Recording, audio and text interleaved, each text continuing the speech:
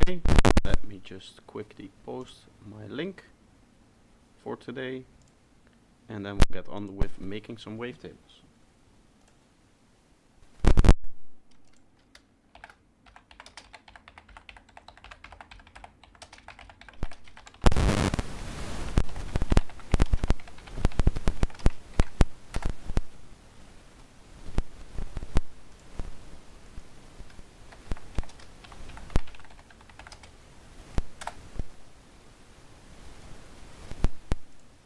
Okay, here we are. Everything should be alright, I hope.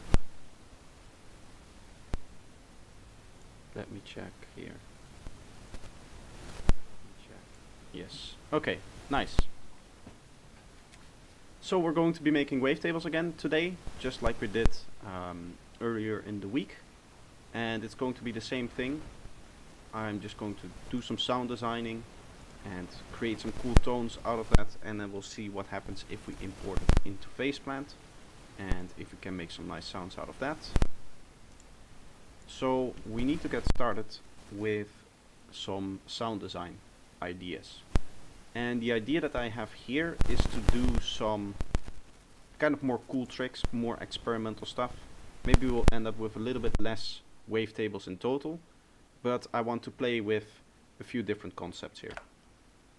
So the first thing that I want to do is create an instrument rack here, because I think we're going to need two things here, and I want to try to play with the vocoder, because the vocoder is very good at creating tones, creating kind of nice spicy tones. So the way that I'm going to do this is, I think if I click in here, it will put it in the instrument. No. So that's annoying. I'll have to look it up here. Serum. Now that I have all of the TR5 stuff, it's no longer at the bottom. I'm so used to Serum being like right here-ish when I open it up. So we need two channels to do this. So I'm also gonna go with a vital right here, and we'll start with the vital first. Actually, we'll start here. We take external, and then we need to find source itself, and then we're going to go vital post effects. So we can turn this one off, and in theory we should now get audio output here, and this is vocoded now. So the vocoder is already working. So if we make a change to the vital, say that we, let's set up a 2/1, I think, and let's create some kind of effect here that we can use to just demonstrate what's going on.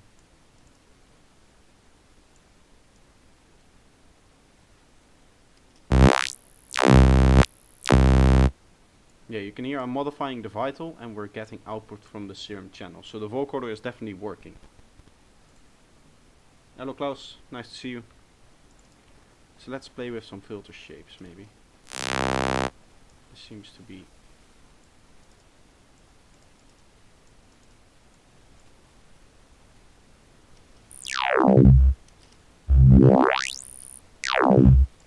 This is pretty cool. What if I do more triangles like this?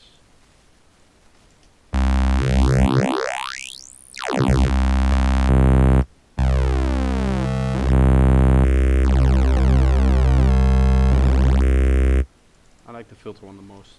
This one really influences the frequencies, so let's go for that.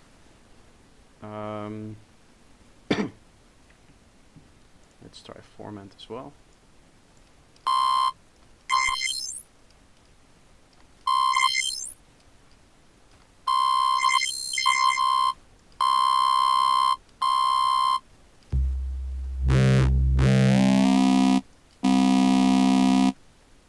I'm going to set up a macro to do all of these modulations together.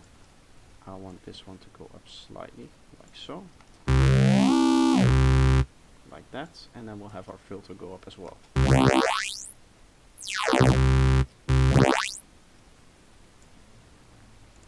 So let's say that that is our macro here.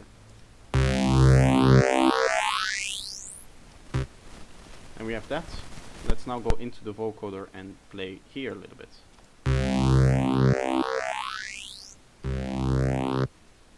We might try some more bands.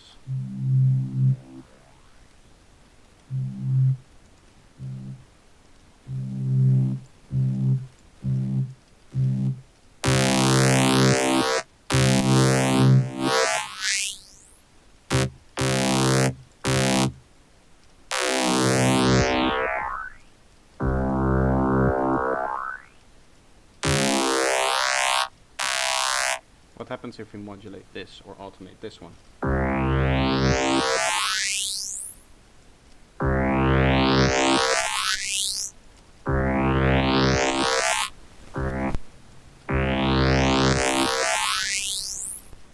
I don't like the last modulation of this, so I'm actually going to turn this down to halfway.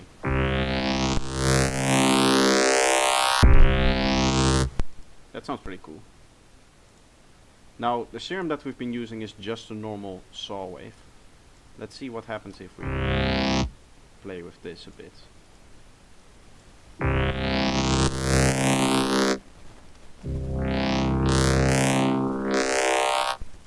So we can basically influence the sound with both of them. We can maybe set this to a band.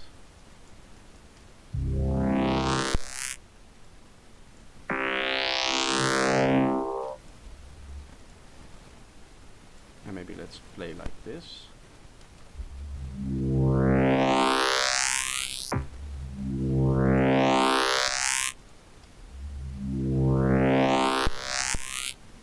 Very nice, very nice. Very cool sound. Let's see what happens if we go.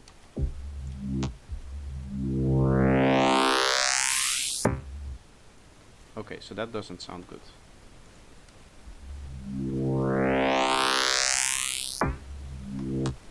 This one sounds nice. I'm going to add a resonator to this, and I'll do that before here. That would be fun. What is the key again? This is in C. So this is already in C. I'm going to just add a bunch of harmonics to it. Let's go up 2. This is in C2. I want to set that to C3, so it can also go down 12 and 24.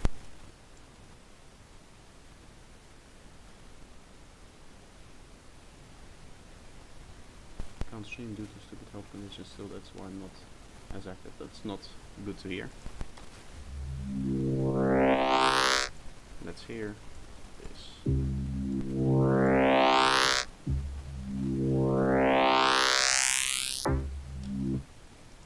That sounds pretty cool.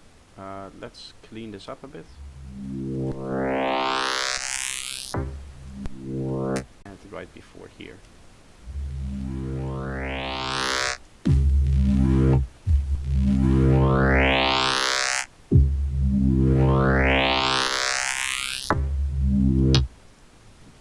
That sounds very wide.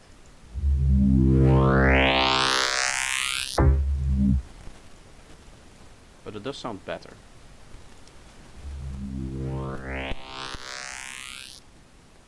Let's see what that sounds like imported as a wavetable. So I want to consolidate this, and then I want to crop clip like Dada told me to do. This one is already saved, of course, and now we can just drag it in.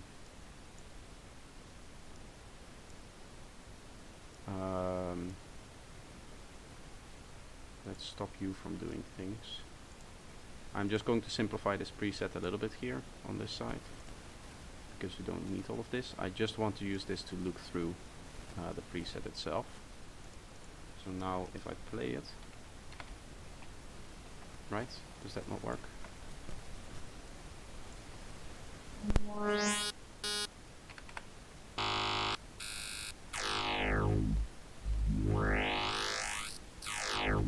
That sounds kind of cool, but this is off the key. It should be a C1.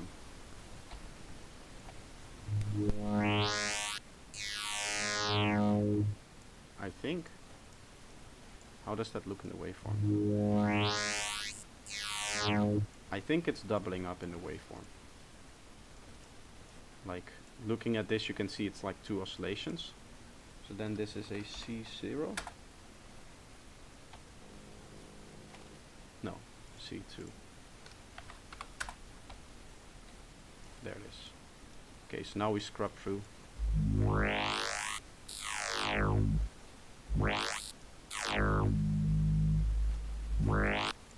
Okay, so there's a little bit of stuff in there. Let's see if we can use a different one. This one looks cleaner.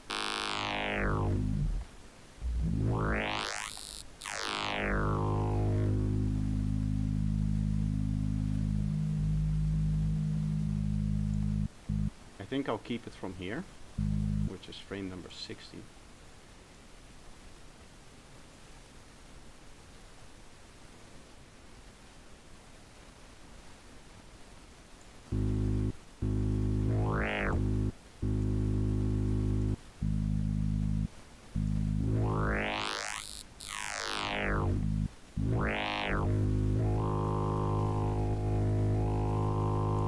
I kind of want it from here.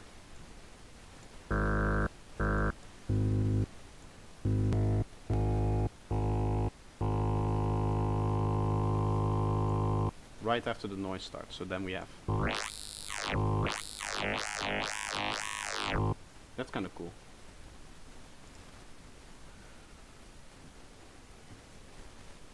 Okay. Fixes, I want frame peak, I think.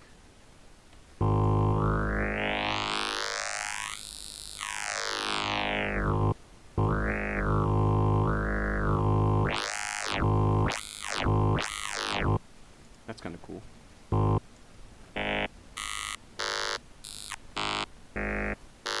I like the kind of double peaks that we have in it. I don't know where those came from.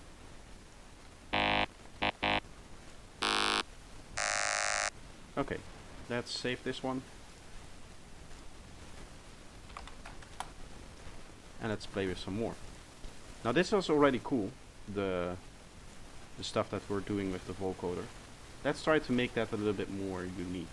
Let's try to do a little bit more here. We just assign some more macros. Maybe we go with like a nice filter on top of it. Let's go with a negative thing here. And let's add as many peaks as we want. And then we'll have this kind of go down in the opposite direction. I'm just trying to make things more complex at this point.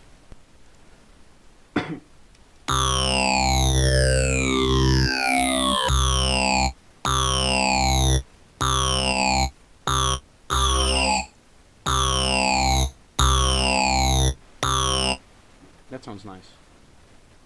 Very almost distorted already.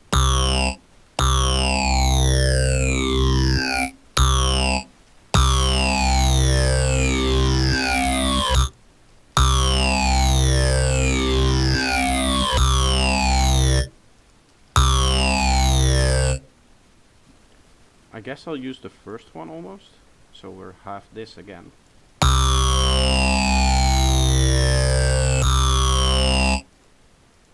That's kind of cool.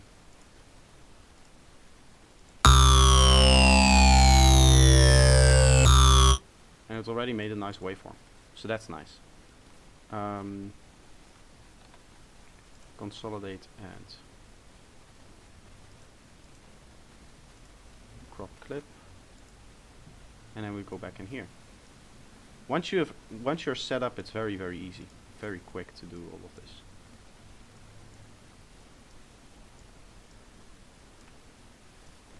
Let's have a listen.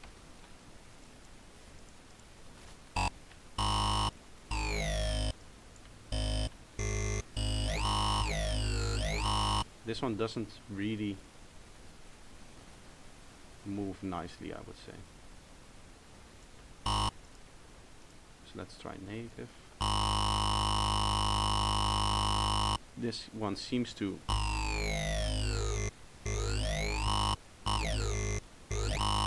move a little better already. Let's try correlate.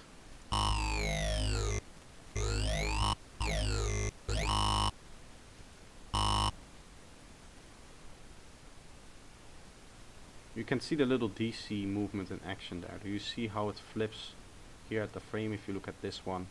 And then how the frame kind of wobbles about at the beginning and then it kind of stays stable. I think if we remove that DC offset it will be better. So I'm going to do correlate here. And then I'm going to remove DC. Which still isn't the best. It's because the sub base is also. Let's align fundamentals.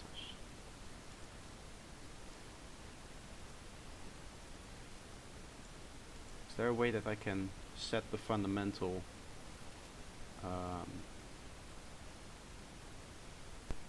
amplitude?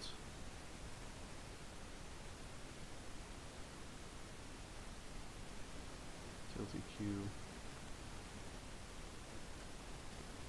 I don't think so.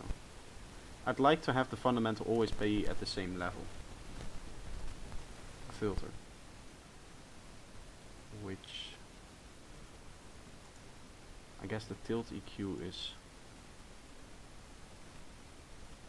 can be used to make it higher or lower frequency, I guess.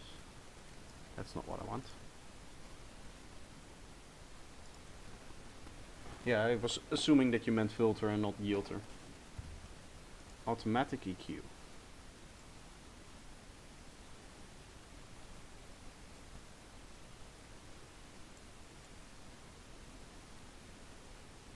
What do they mean by automatic EQ?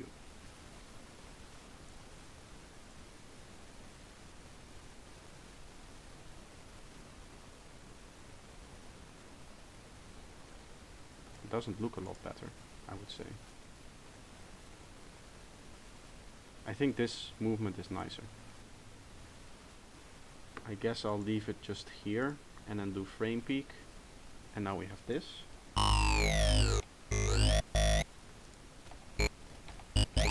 I mean, as a lead sound, it's pretty cool.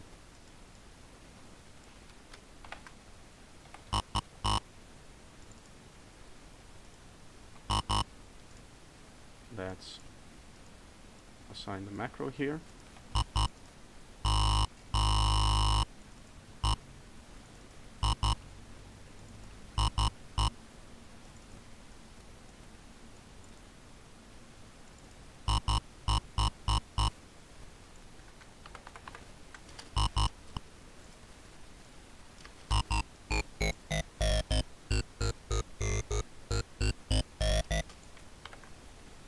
A little bit shorter, some.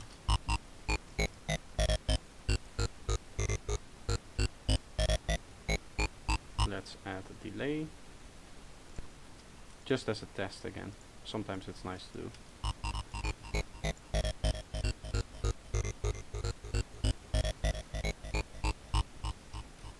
That already works very well. That phaser is very nice.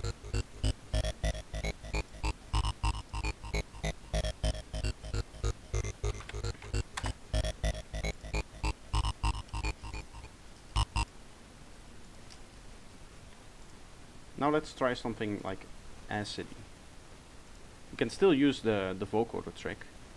I'm just going to initialize preset and try make like an acid sound here over basically 2 bars.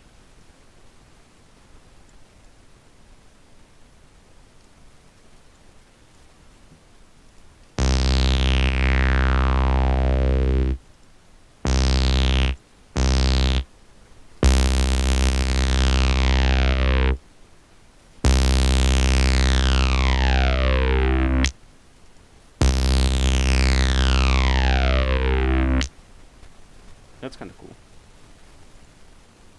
Or is that just... that's just that sound. Aha.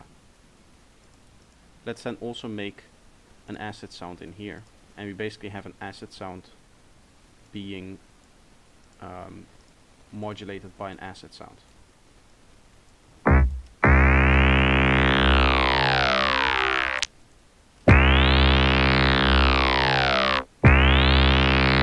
is it going up?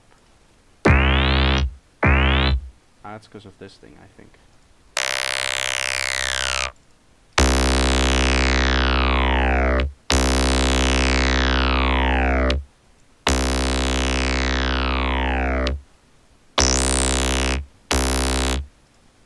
Let's enforce it a little bit like this.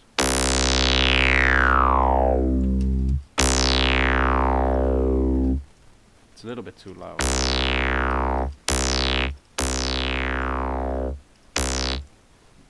Going to add a saturator just to control the clipping here.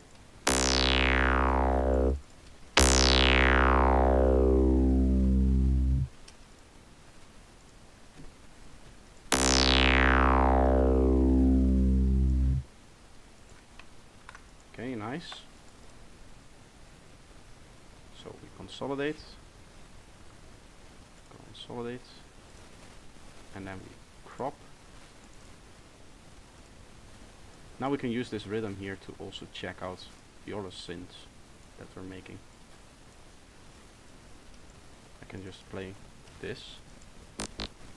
Okay, let's try here.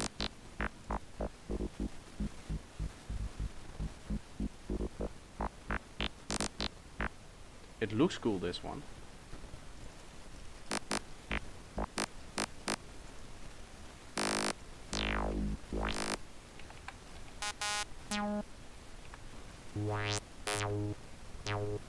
Hello Dash, how are you doing?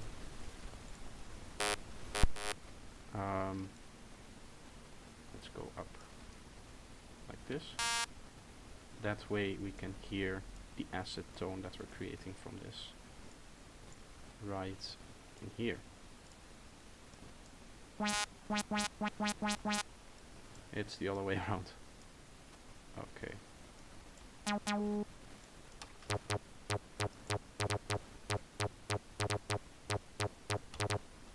Obviously it's not much of a rhythm, but it sounds cool. It sounds nice.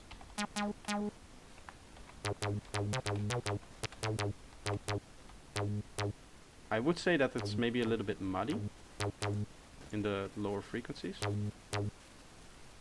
It might be cool to have a high pass in here as well. Let's see if we...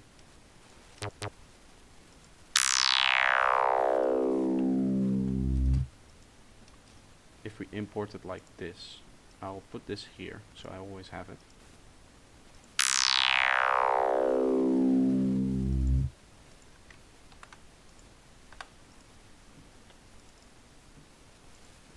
Okay.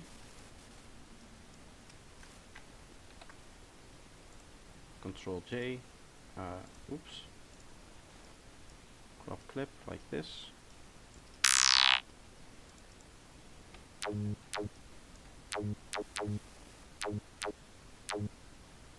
I actually should loop without the modulation on there.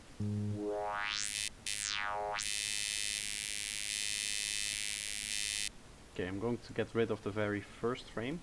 That's with a little bit of extra noise. Oh, this moves around. That's not good.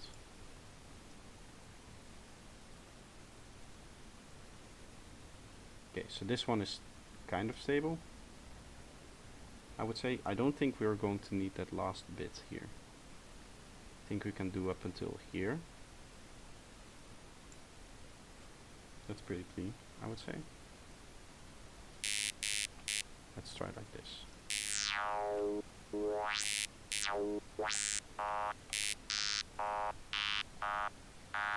Has a little bit of a vowely texture to it, I like it. Why is source 75%? Or that's the length of that thing, yeah. Okay, so I'm going to remove DC and normalize all of them.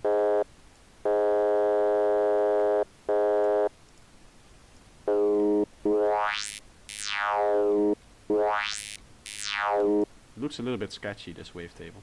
Maybe it's not a good idea to normalize everything like this. It feels like this is quieter. There's probably a peak in there that is too small to see, yeah. Let's select everything and then normalize globally. or RMS.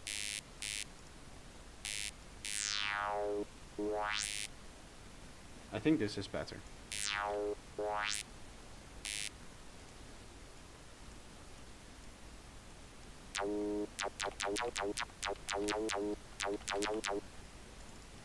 I don't think this is a wavetable to kind of quickly cycle through.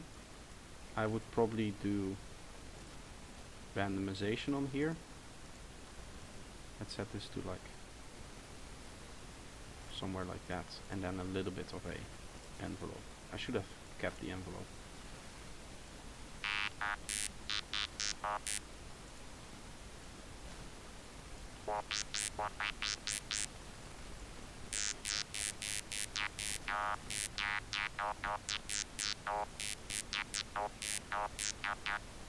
Is there a way to flip the wavetable in the sense that the higher frequency or the first cycles come last?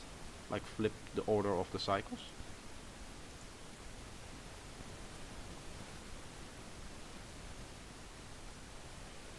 Time invert.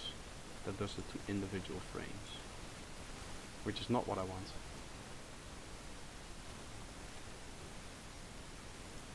Or do I need to select the whole thing and then? No.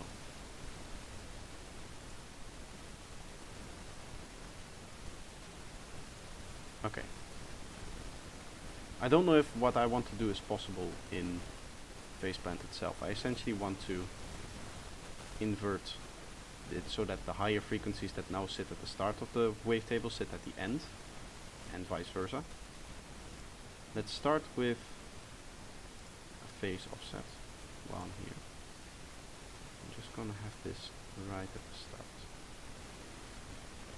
Like that.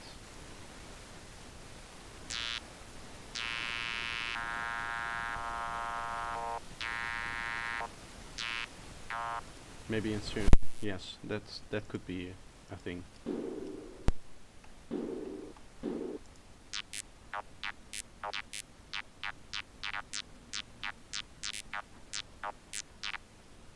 This does sound cool though. Let's add a little bit of distortion.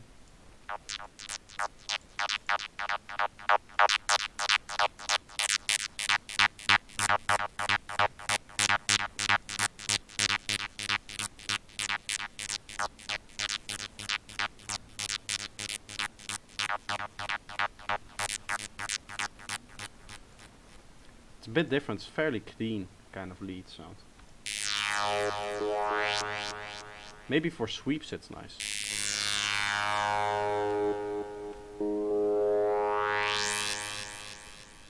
Something like that is nice for a sweep, yes.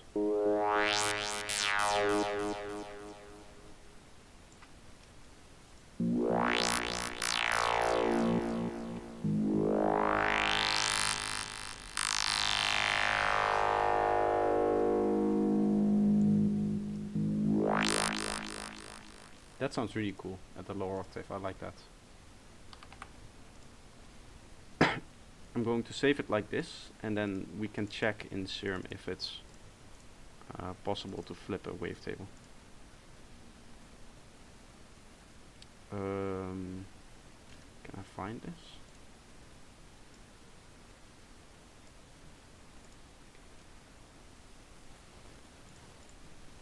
Presets. I'm assuming that's in Faceplant user presets somewhere.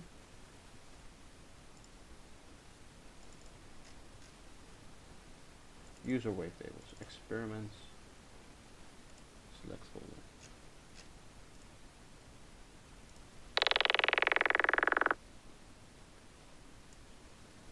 File error. Does this not recognize FLAC? Then I would need to convert this in wave. Save as a wave file. That means that I need to convert all of these into wave files. Then.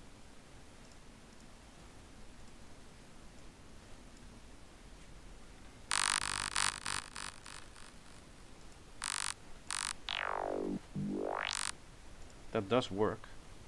Okay, so now in here, let's see if there's a way to flip the order of all of the individual cycles here.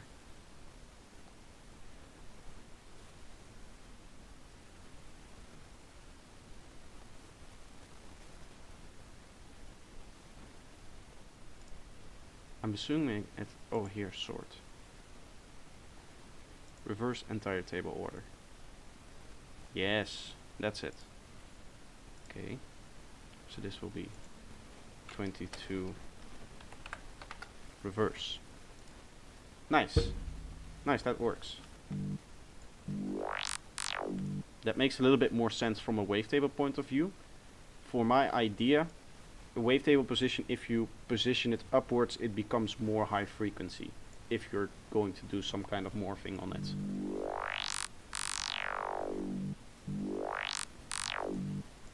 Maybe I can normalize them better in here as well. Max of all frames, that already worked.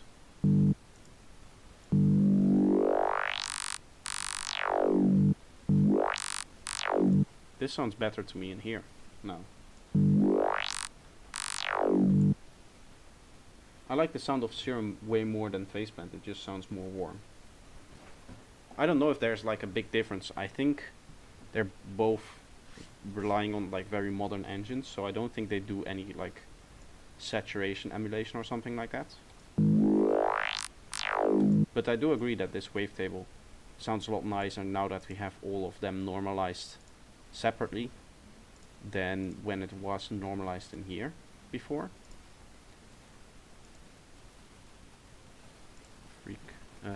Frame peak. I think this sounded off to me.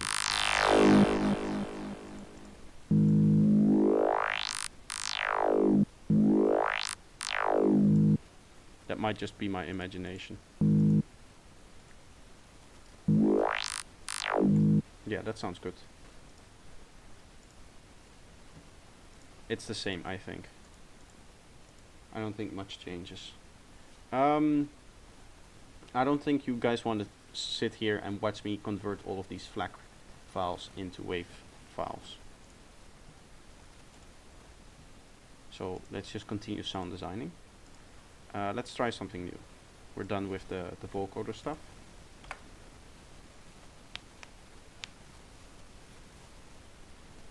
If you use the same building blocks, they're all the same, no audible difference. Yeah, some synths like Silent add a little bit of saturation to their output. So there is a difference between any of the synths that don't do that. You won't have any difference.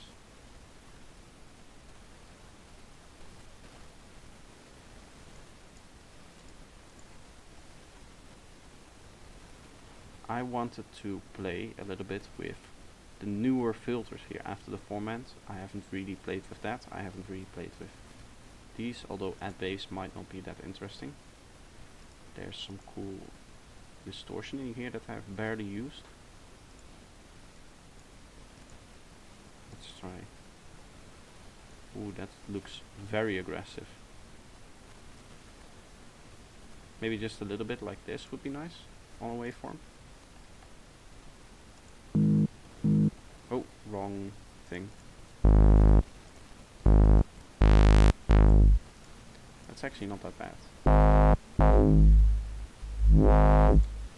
That's already a tone.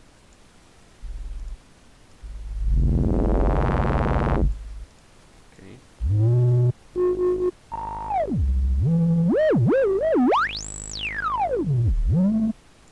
That's kind of cool.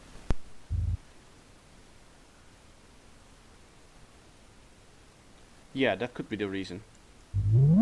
The default one is the one that is like warmed and has extra drive in there.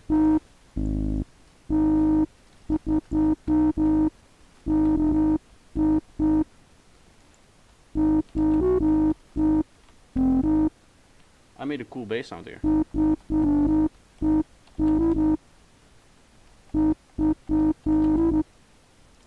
Did a bit of an envelope to that.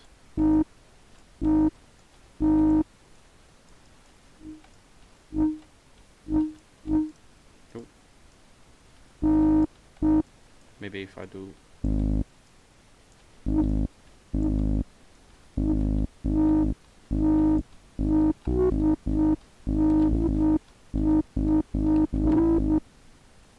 Could be a cool drum and bass sound.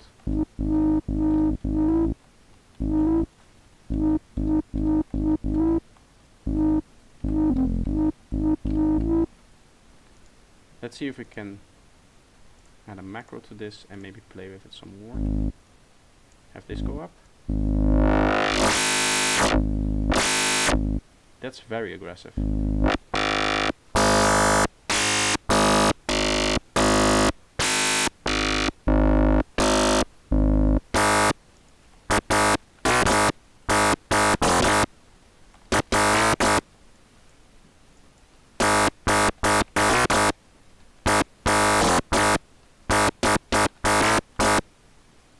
That's kind of cool. It's almost every drum and bass sound that I've ever heard.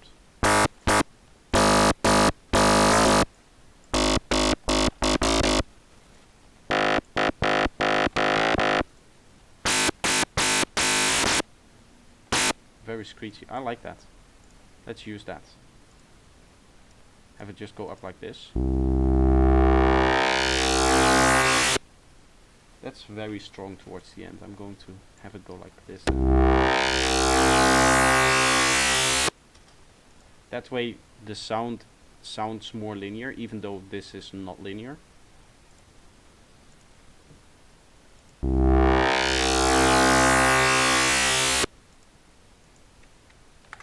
Very cool. Very cool.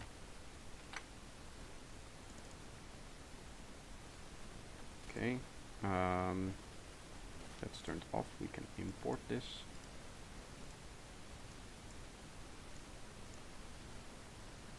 Let's have a listen. Oh wow, you can see it in the waveform too. This is an aggressive one.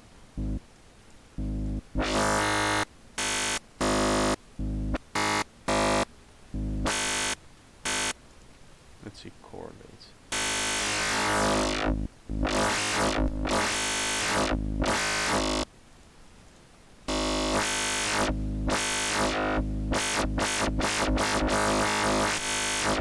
This looks a little bit cleaner to me.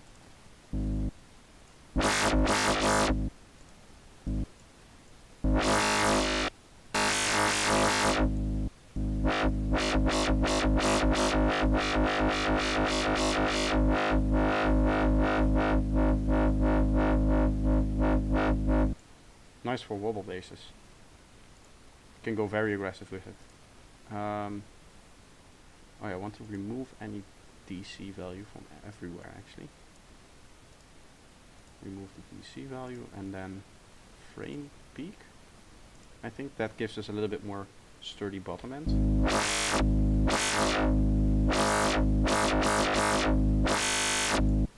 Yeah, that's nice. That feels better. So this is going to be 23, and from now on it's going to save them as wave files.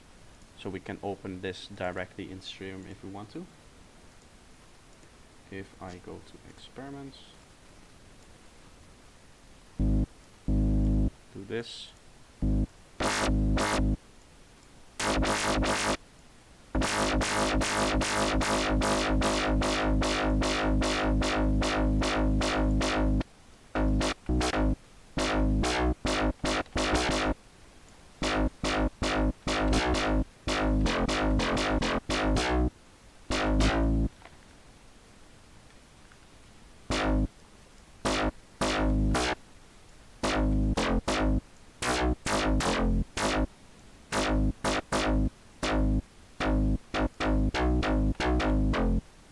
Nice kind of metallic pluck.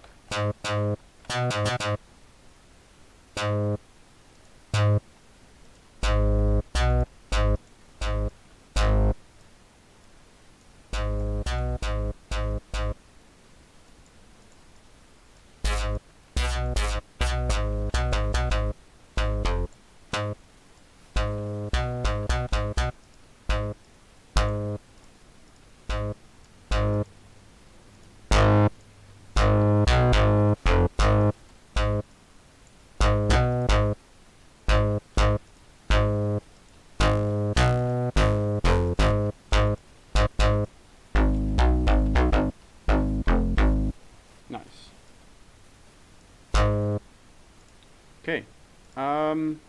What else? What else can we do to make interesting sounds? This was a very easy process, I would say. We have our macro that's automating, right? Yes. Okay. Let's try some of these other filters, which I haven't really tried before as well. Band reject, this is just a notch, but not fully extending. Okay, interesting. Distorted comb filter.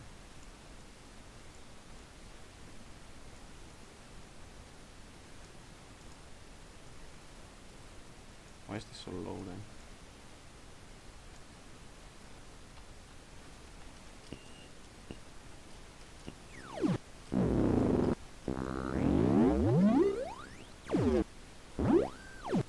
That sounds crazy.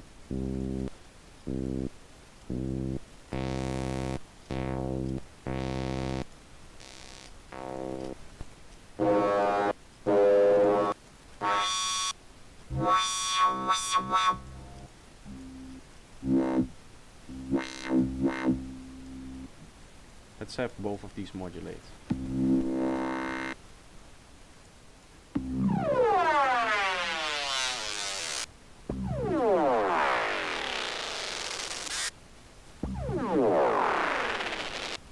That sounds very cool.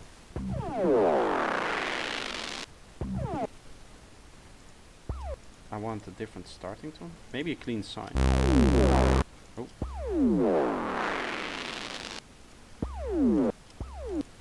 Bit of extra distortion on there.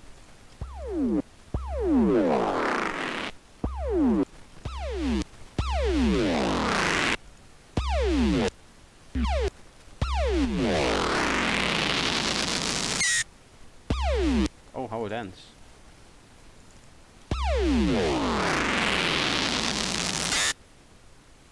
Does it like snap back or something?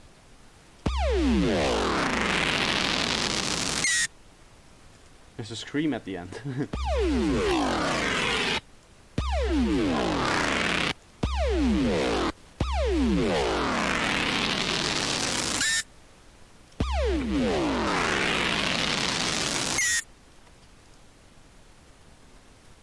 That's the weirdest thing I've ever heard.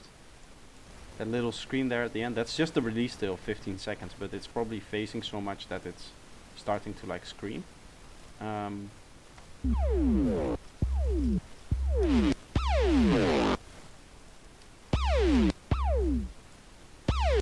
Yeah, I wanted this to close down towards the end, I think.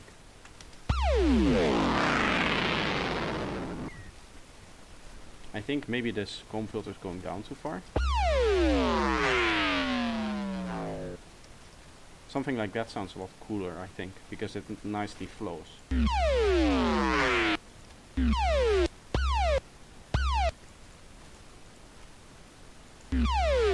Why does it sound different when I record? What if I...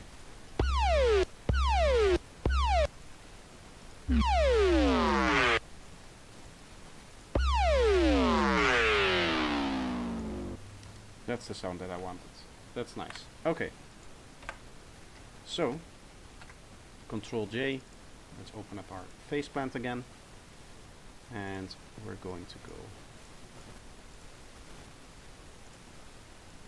in here, do like this. And let's play through this.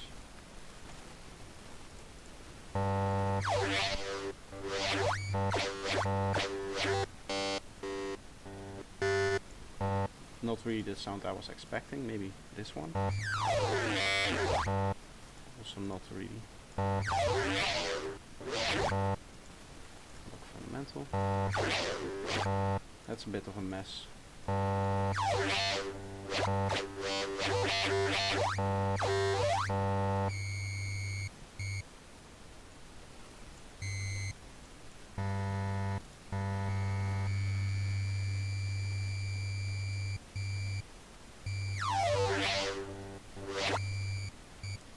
something like this, and then I'll normalize each one independently. Something like that.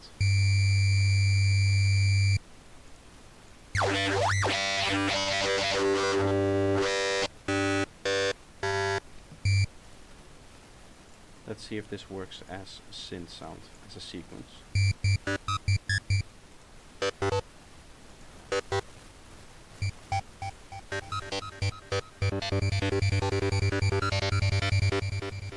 Kind of cool. This needs to be unipolar, of course.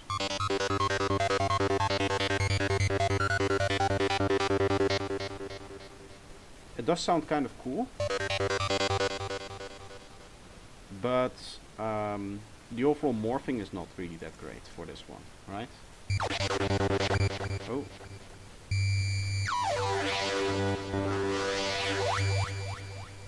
It's not really that clean. But obviously that's what you get from all of the phasing that we're doing on here. I'm going to save this, because I think it's cool. And also because what we can do is we can take that wavetable that we just made and import it as a start, and then use it again for itself. So essentially it's applying the same effects to itself again. Maybe this way we're going inverse.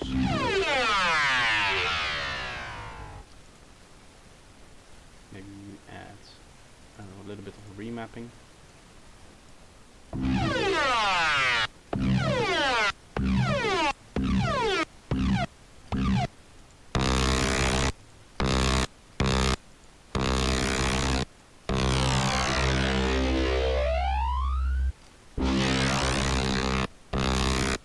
Now we need to make it linear, actually.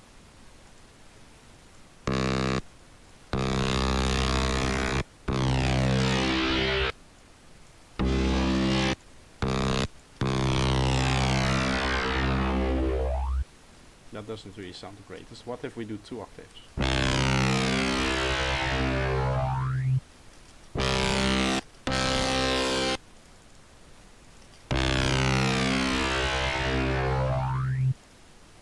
Bit of extra stretching in there. You can basically do it like this. The only problem is then the sample in the middle or at the end needs to be the 0 crossing, I think, which means that we would need to go here and then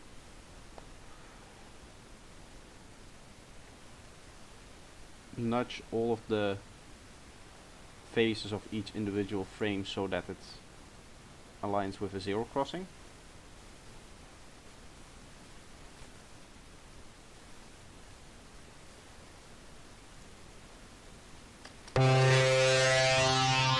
So that's not going to help. We can maybe set all of the faces.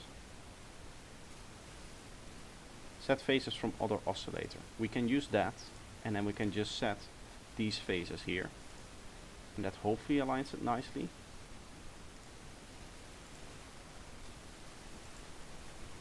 Oh, process set faces from other oscillator.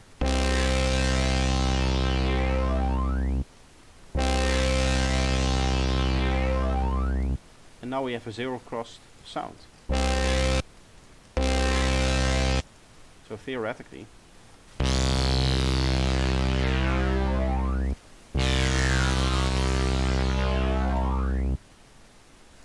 that could be cool.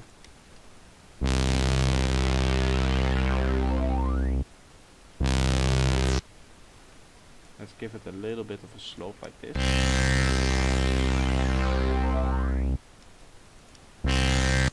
And now I want to add a filter to that.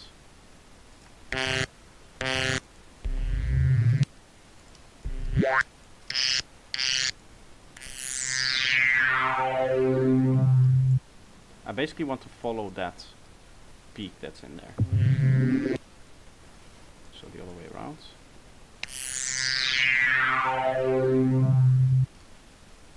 We'll also do the resonance down then.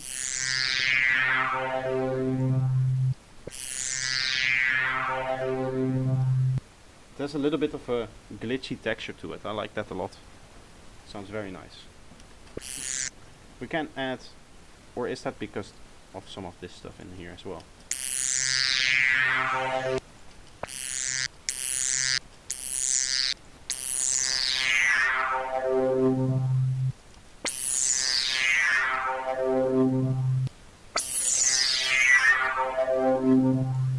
Maybe this is the reason for all of that phasing and stuff like that, which might be really cool to have a lot of that in a wavetable. Because it's going to sum to mono before it makes a wavetable out of it, I think. Oh, I just realized it's very loud, sorry. Let's try it again. This is just an experiment. I don't know if this is going to sound good. I actually don't think it will. But I've surprised myself more than once with the kind of wavetables that come out. So we'll give this one a shot as well. So here, we're again going to scroll through it like we always do.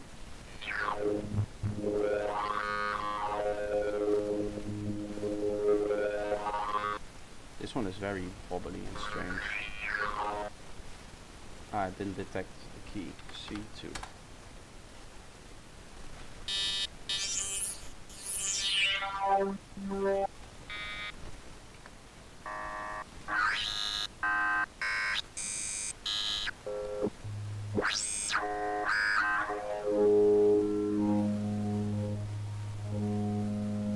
That's actually pretty good. I like that. Let's start you there. And maybe at the start as well. Maybe somewhere right around here.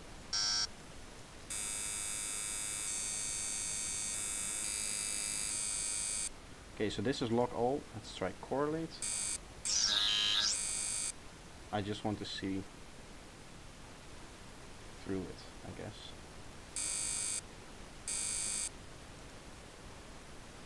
Lock fundamental. Looks like this one is dancing around as well. Lock all. Seems to be the best, but it's still very, very wobbly. I think this might be a side effect of the way very noisy mix, very noisy mic. It is more noisy than in my videos because I can't process it, but this is probably as good as it's going to get. Is it better now? It seems normal on the meters. Okay, then it was just the cable being weird. So now it's better. I hope I was understandable before then.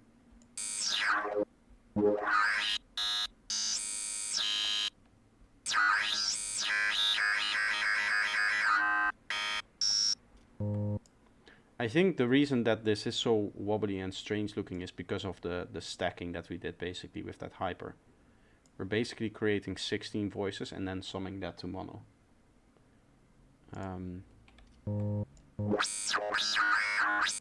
Okay, let's fix this by removing DC and then doing all of this.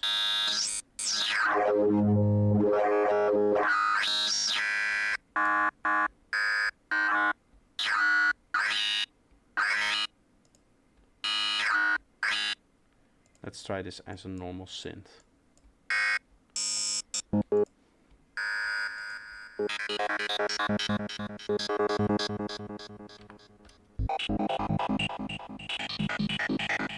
That sounds very cool. Hello, Mindbee.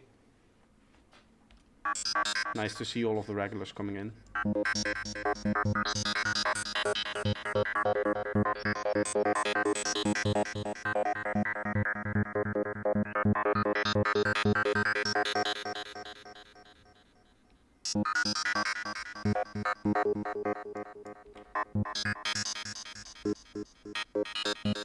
Sounds like a nice one, yes, I agree. 25. I think I won't give my wavetables names. If I'm going to sell them, I'll just sell them as numbered files. I think that's better.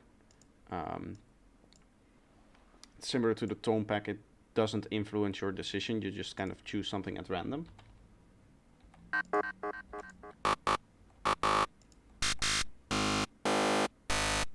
And I think a number is easier to remember as well. Like I remember this being a very nice tone like that. We can play with some of this. Let's see if we remap two of them.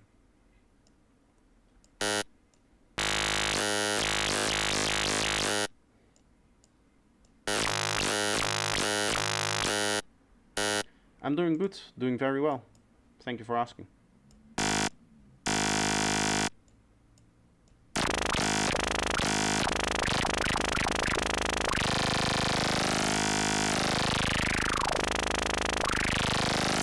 That's strange.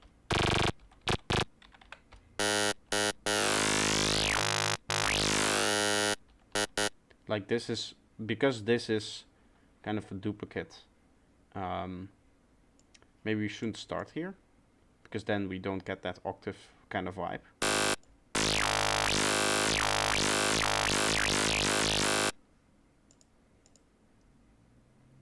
Add a bandpass to this.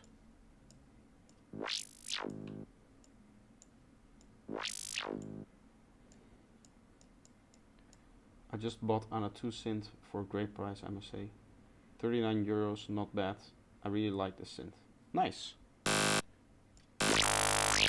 If you like it, then it's a steal, of course. Let's add a little bit of this in there.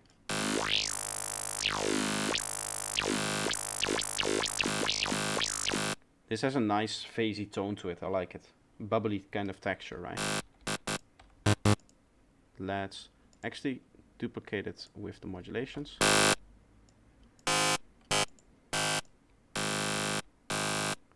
And then lower it.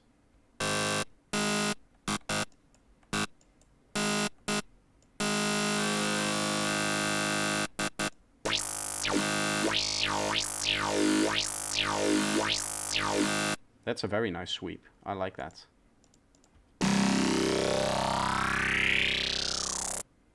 Actually going to go up an octave like that. And then we'll record that. That sounds nice. Need to make some wavetables. Wavetables, yes. This is surprisingly fun to do. It looks very boring, and I know it's probably not the best streaming content, but it allows you to continuously explore new sound design consequences without having to think of how am I going to turn this into a synth sound. Projector has great wavetables. Technically, that's not true. Technically, I have tones. This is the product that I sell, the Projector Tones pack. I will have wavetables in the future, but these are individual cycles, so this does nothing. The idea behind this is that it limits your options in sound design, but also if I just play this,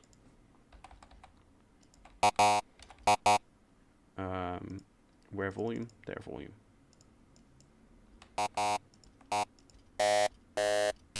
All of these tones are usable in my opinion.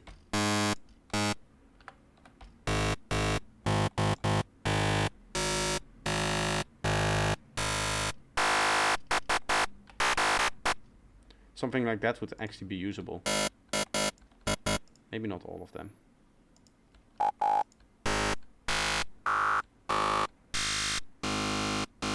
But something like this, I think, is fairly cool.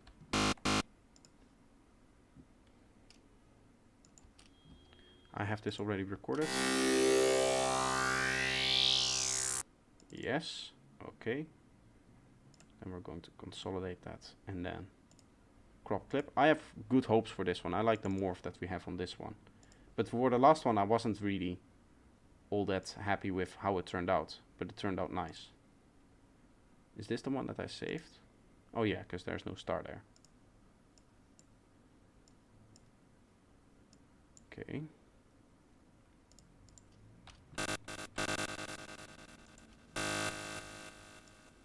Let's scroll through here, see if it looks nice.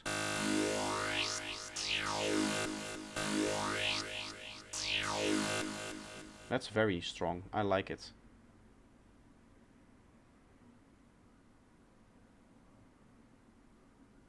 Just modulate the tone and resynthesize. Yeah, it's a good starting point for sounds.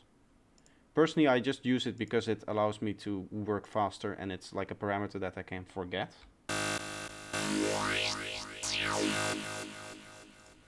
Whereas with a wavetable, it's like an extra parameter that you kind of have to set and maybe modulate and maybe play with, something like that. If it's a tone, then no matter what you do to it, it will always be that tone. Let me get a drink here.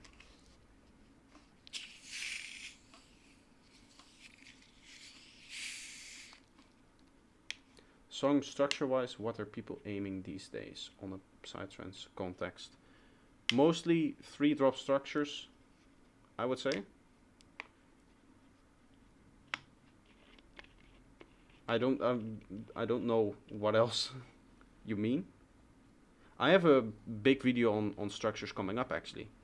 A 30 or 43-minute video on structure and arrangement, which is going to share a lot of the theoretical ideas that I use behind arranging. I mean, I can answer questions here as well, but you would need to be a little bit more specific. Do you mean like lengthwise, or if there's any specific structure that people use?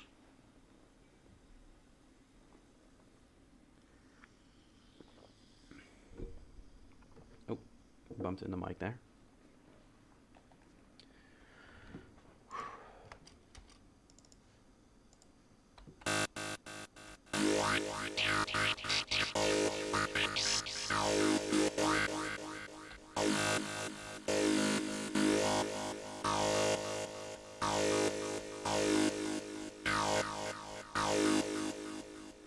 I like the strong lower frequencies that sit in this here.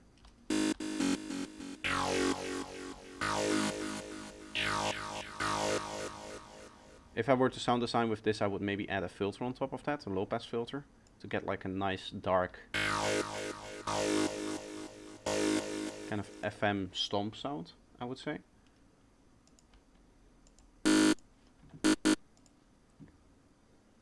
Let's see, what else can we do?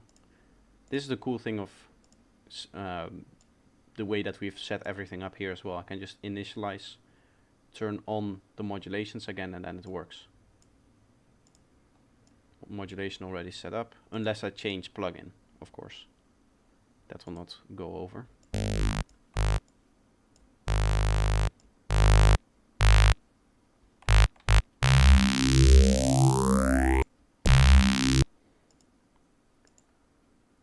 Let's do fewer.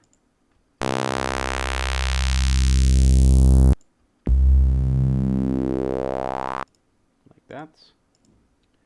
And then maybe the sine shaper again.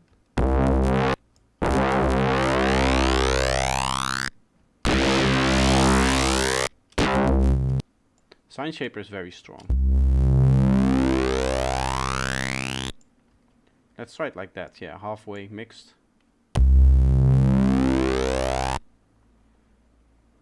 Time drops. Okay. Give me 2 seconds. I'll save this and I'll open up a different project.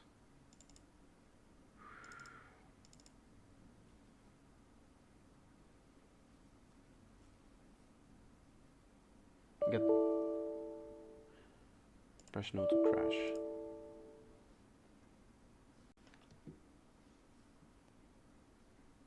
This is just Signalizer doing its thing. I need to take that off my default template, or see if there's an update for Signalizer, because every once in a while it just crashes when it opens up.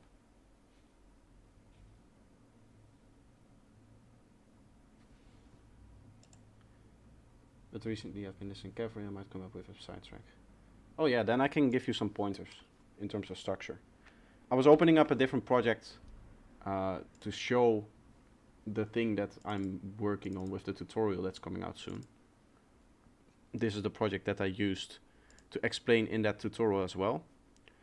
The idea of that tutorial will be, it's more than 40 minutes, so there's going to be a whole bunch of different ideas. But the basic idea is that you are going to choose some kind of macro structure, which you can yoink from a different track, or you can take inspiration from a bunch of different tracks. But you basically want to see, okay, where's the intro, where's the build-up, if there's any build-up before the drop, if there's build-ups in between, maybe there's like a break in here as well. Then you set drop 2, break, drop 3, outro and fade. I also have a 2-drop structure here. That's the lowest one, which I've modified a little bit during the tutorial. What a 2-drop structure means is that the theme of this drop and this drop is the same. And then you go to a different theme in drop number 2. What you'll see with a 3-drop structure is that you have your intro, you set up your theme throughout the drop, you go into some cool synths, and maybe you have another few vocals in here, and then you go to drop 2, where the theme changes. Maybe you have a different bass line, maybe you have a different overall like main lead, something like that.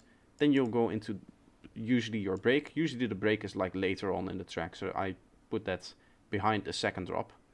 And then you go into your build up into your 3rd drop, and then you return back to the theme of drop number 1. So a 3-drop structure is really theme 1, theme 2, and theme 1. So you go back to where you started. Whereas a 2-drop structure is really more storytelling. You start from theme 1 and then you go towards theme 2 and you never return. More like a linear progression. So that's kind of the macro structure of your track. Second thing is your segments. So what you do is, once you have your macro structure figured out, like this, you can take whatever segments that you want to do. Say that you want to produce in 16 bar segments. You can take that and then copy that in, like you see it, that I've done here.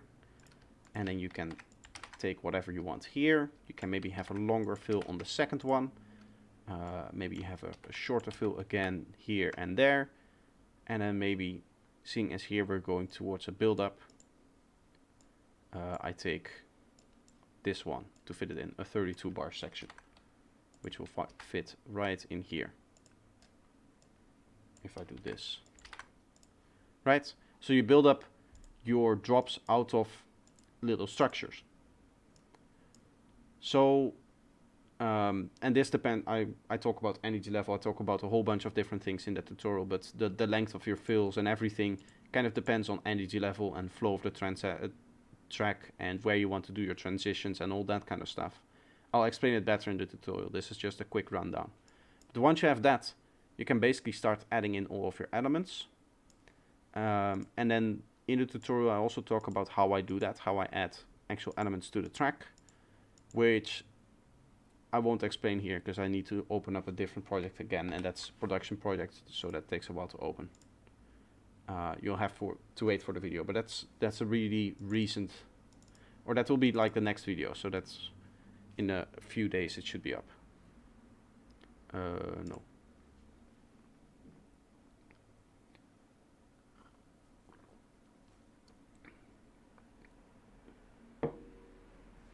I give you some quick rundowns, but I have good stuff coming on arrangement.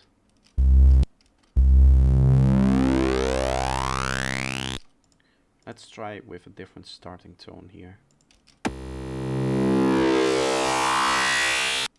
That's brutal, I like it. Very strong sound.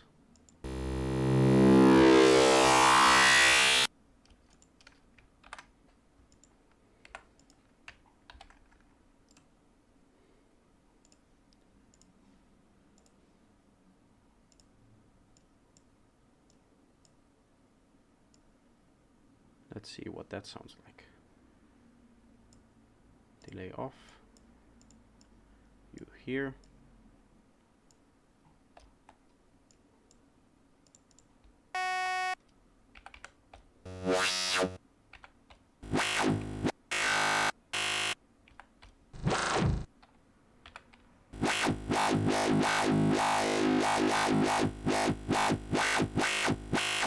I don't want the lowest volume start in here. Also, I want this to correlate. right? Or does it wiggle more then?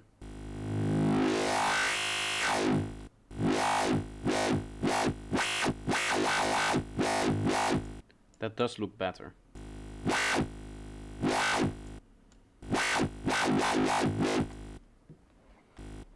Kind of like a nasty dubstep growl kind of vibe from that. I don't know if this is going to work as a lead itself.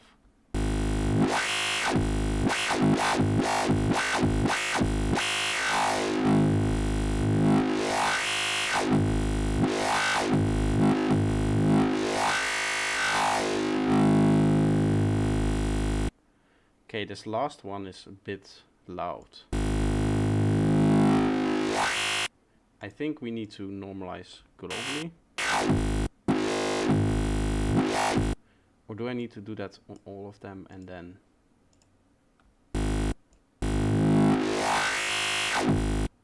No, RMS, I think.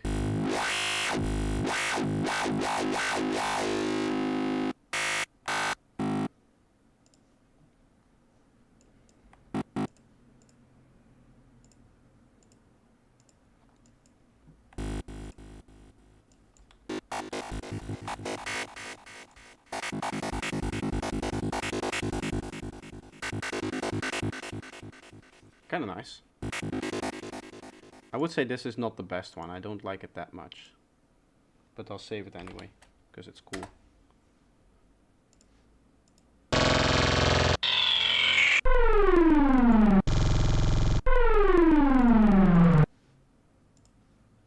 think this might be the best one.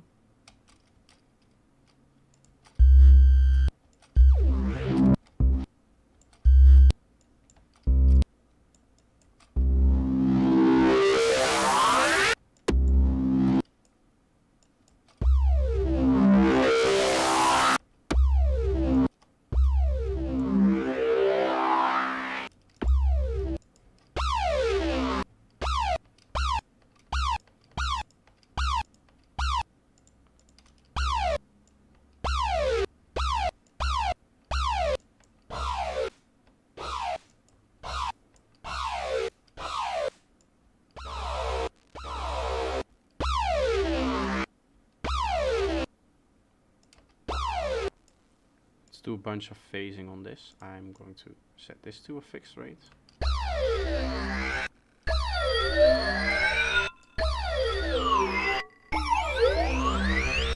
I can just modulate it myself, I guess.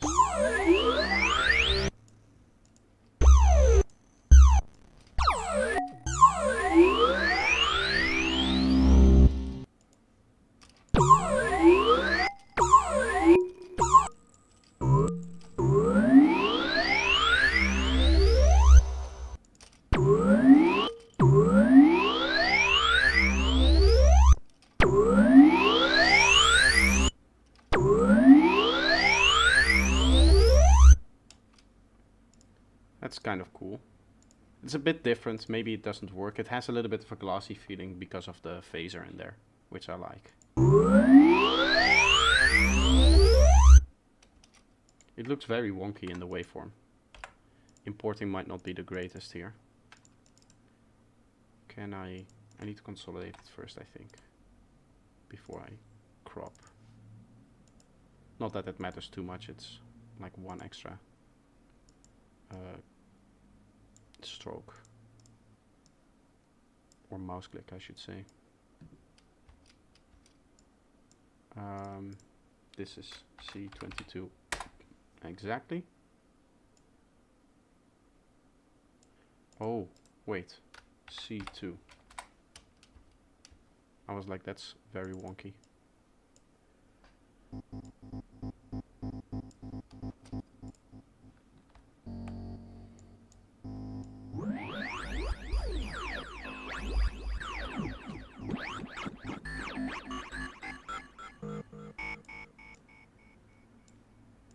Maybe this works very well for a...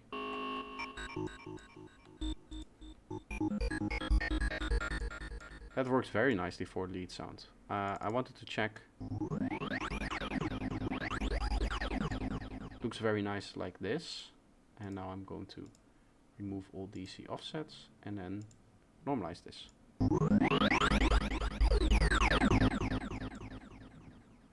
That sounds very cool.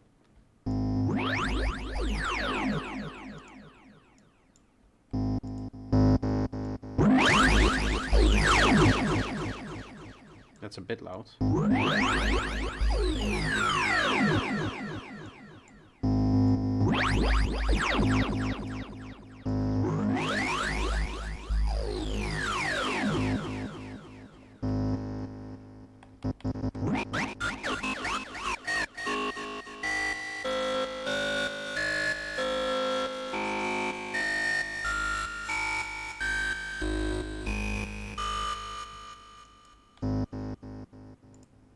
I guess this works.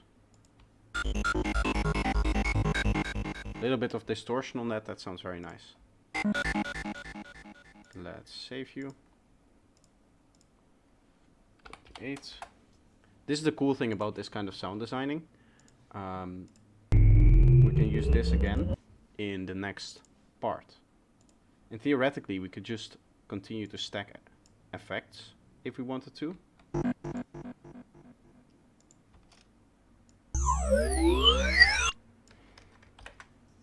Now this is obviously on the same point, so we probably want to automate this differently.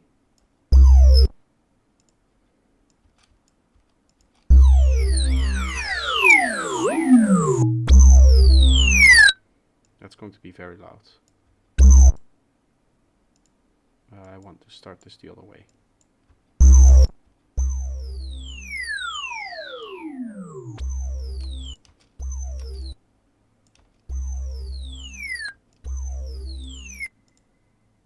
Might be cool to link and BPM this and then go like.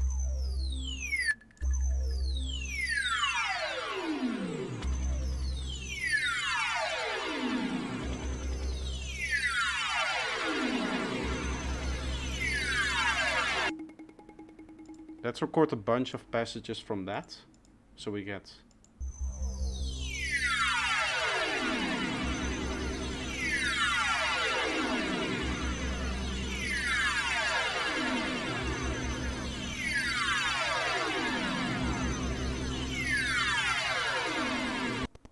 Basically waiting for that to really have all of the delay everywhere.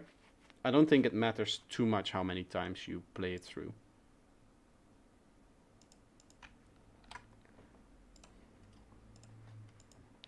Let's see what this does. I'm very interested what a delay does on a wavetable. Sounds like it could be a cool effect. Please consolidate. Oh. Here. This is C2 perfectly.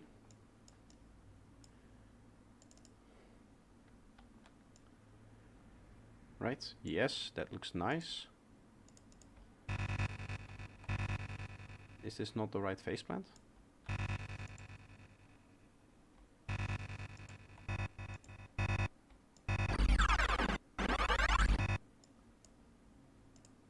Ah, it's because the thing is on this thing.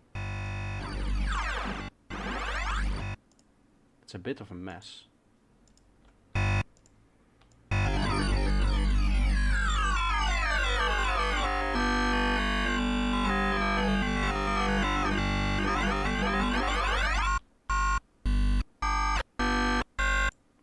I mean, it works if you kind of snap back and forth, I think.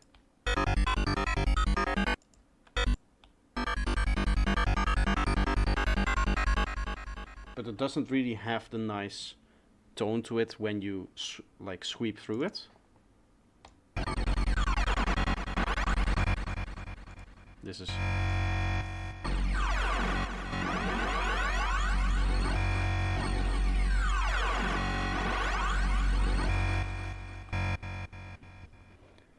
strange, strange. What if we use a different import method?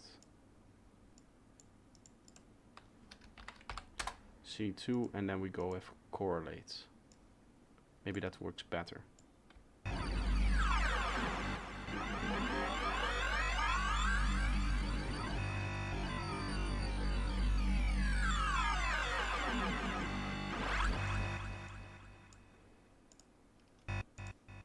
Should take the delay off.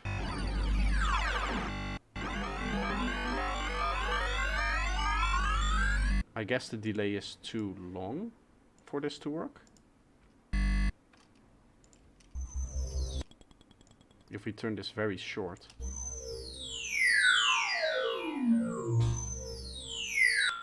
We can add this before here.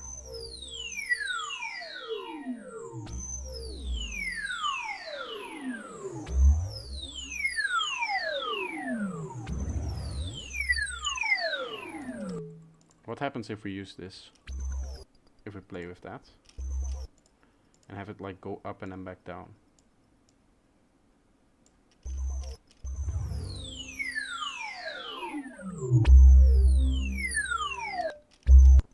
Do I need to link both of these then for that to work?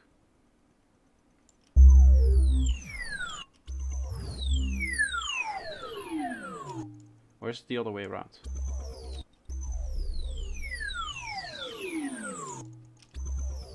It is like this.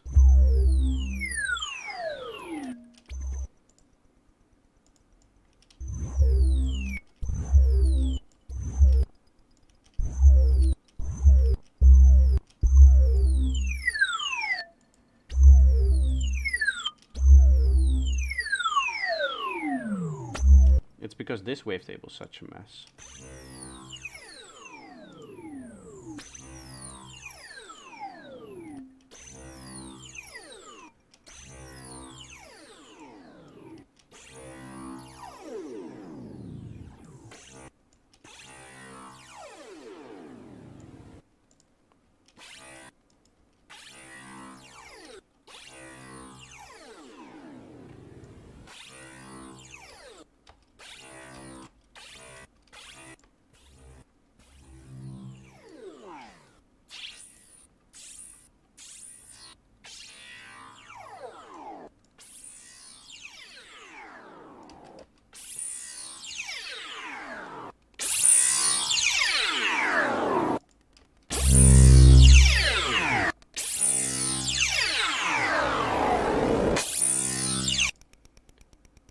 I think the delay tail is too low here.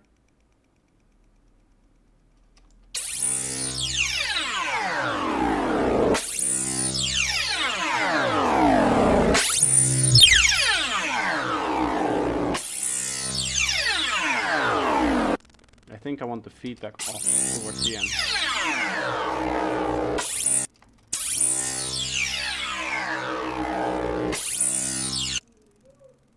That does sound fairly cool, but I hope that it doesn't, that the pitching effect that I think I hear isn't real.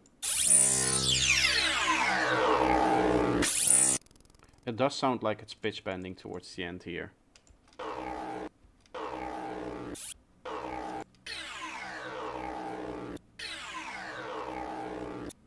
Might not be.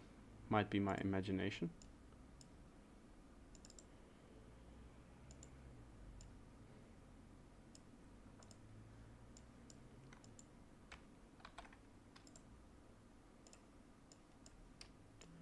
Let's see if this one works better. Oh, that means that I've imported it like this. Oh, that's annoying.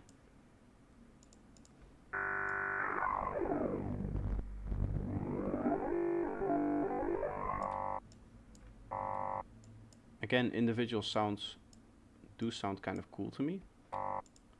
Maybe we need to go correlate here.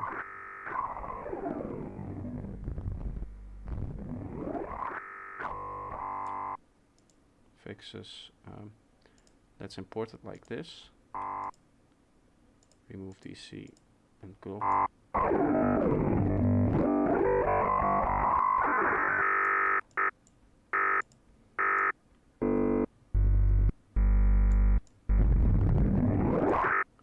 There's too much crackle in there. I think the delay might not be working for us here. Let's try it without the delay, how it sounds then.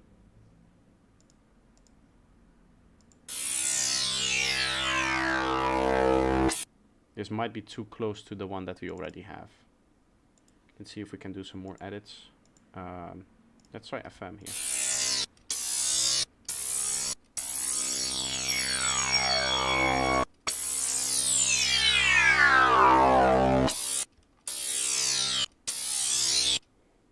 Oh, we'll go the other way around.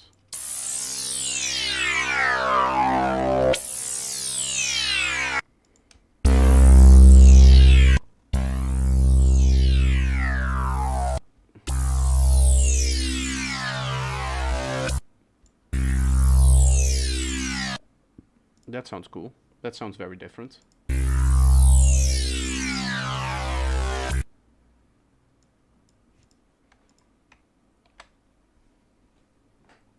Okay. Let's add our wavetable in here. Crop sample. Go in here. Ooh, this seems to have a nice fundamental.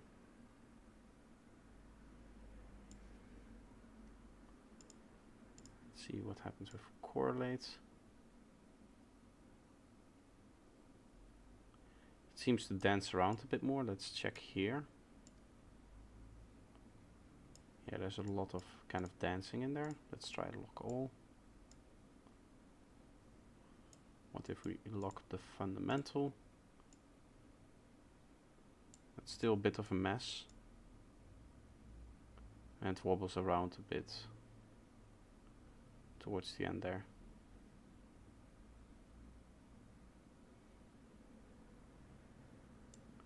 So that's not what we want. We want native maybe. This one seems to be kind of going forward over time, which I think we can fix.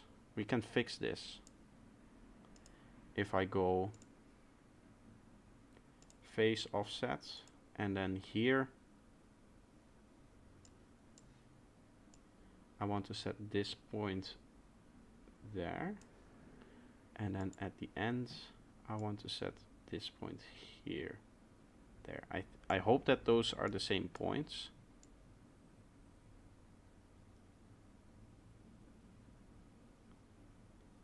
It seems that they are, but it's going the wrong way. So we want it to basically do almost 360 degrees. Okay, so now it's moving forwards twice. Can I go negative? Yes. Oh, now it stays in place. Can you see how it stays in place now? This point right here. You can't hear phase plant sound. Yes, right now I'm not playing any sound. So that's normal. But if I play it with the sound.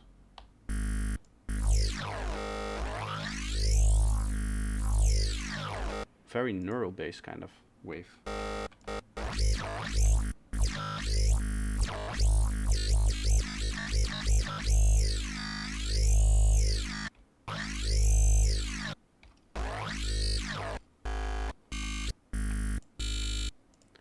I like this. I'm going to remove the DC from everywhere and I'm going to normalize it.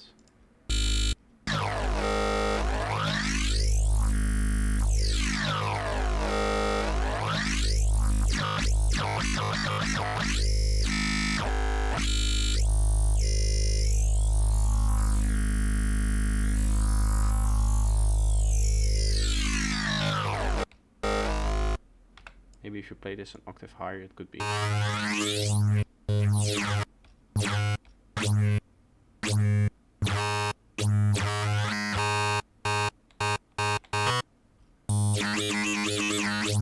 I don't see this working as a lead sound like this. Maybe it does. Ah, it's not that bad. It's just not that interesting as a lead. This is more for like sweeps and stuff, I would say.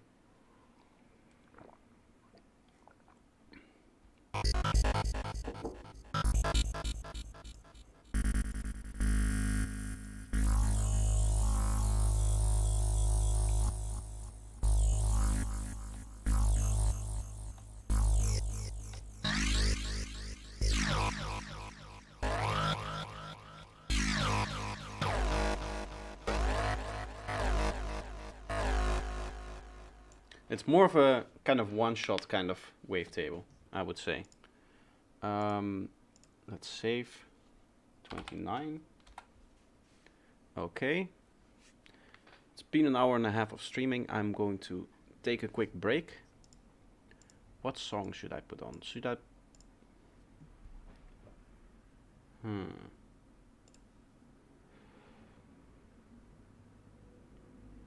This is a cool track.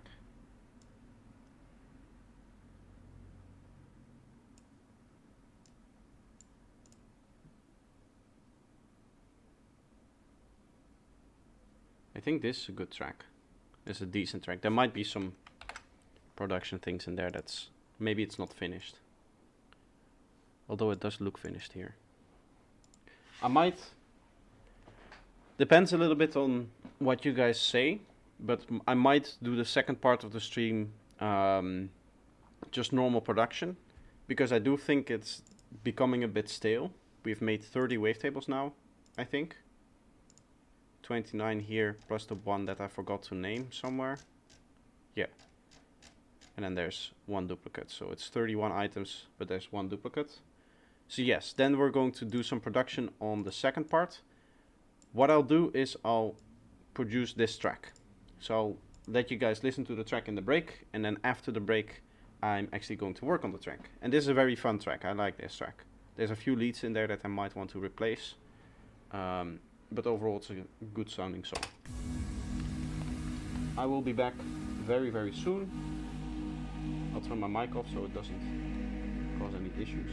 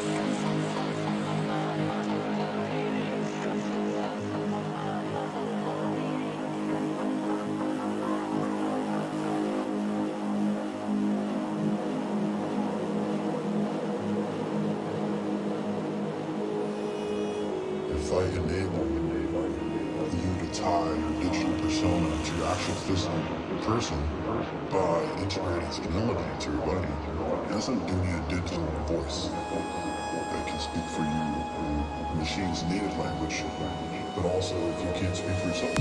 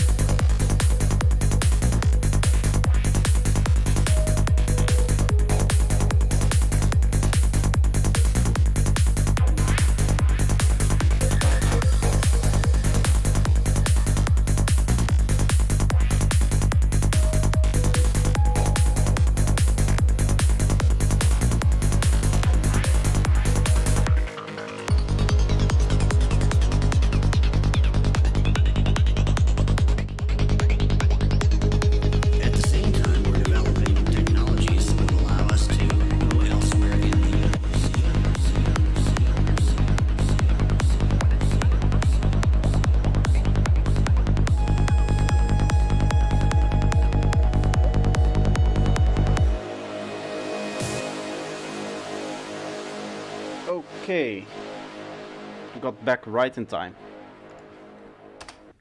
I don't know if I changed my title of my stream, if that opens it up in, or creates a new video format. Oh, this is a bit of a problem. Turns out I don't have this production saved for some reason.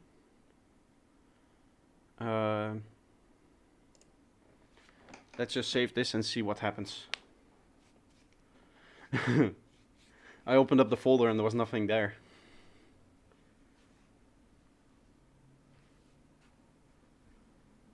Well, let's see what the backup project looks like. If that's very close, then so be it. But usually if the main project file is not there, that's not a good sign. Thank you. Glad you guys like it. We'll see if we can make it sound even better if it opens. It is still working. I think each dot moving actually correlates to a new track being opened in the project. So if you keep track of it and you know how many tracks there are, you can see how far it is in loading the project. Which at that point they could just make it into a loading bar. Okay, so there is some samples missing apparently. There's a lot missing. 24 new candidates found. Did that actually do anything? They fill you with false hopes. They speak visions from their own minds. I wonder why I used that vocal in here.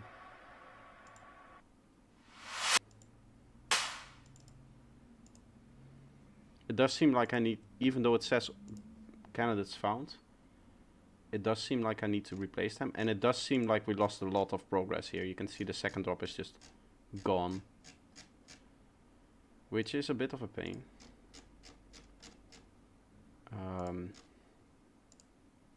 Yeah, let's first put all these samples in here. It says 21 new candidates were replaced automatically.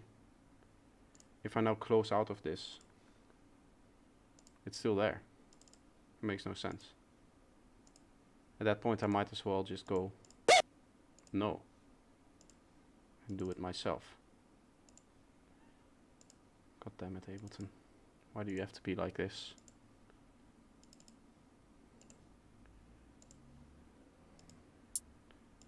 You're giving the Bitwig people arguments. I think this is all the same. I wonder why I have so many copies of the same sound as well. It's probably because those are project dependent.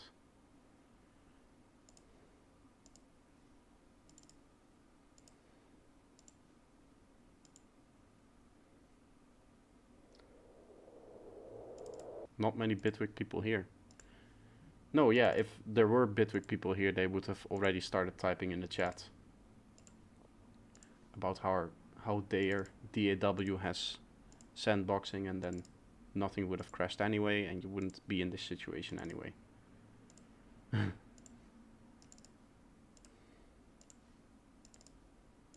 But this sucks. I don't know why Ableton doesn't actually work when you have it automatically locate files.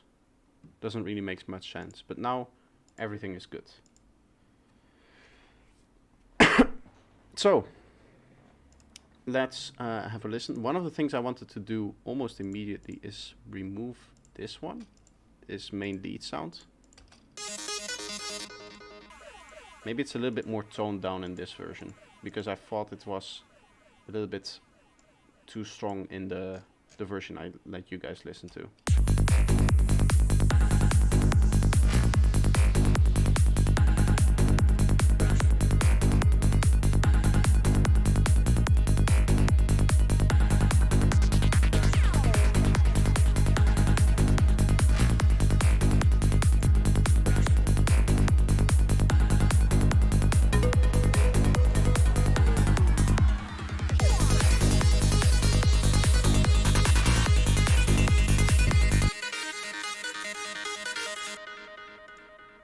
I think it sounds nice, but it's a bit too strong.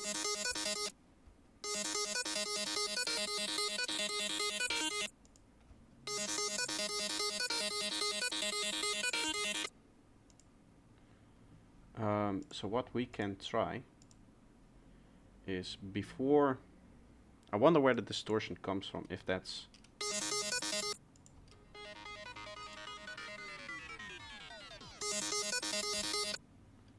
There's this sudden jump in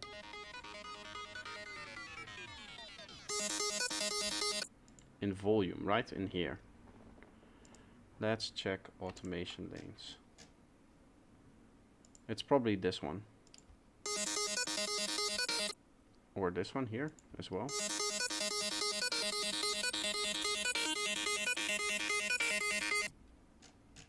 I'm hoping the distortion is outside of this, which it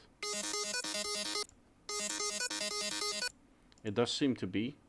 What that means is that we can put LFO tool right after the synth patch itself, and then kind of dial in some dynamics before it goes into the distortion.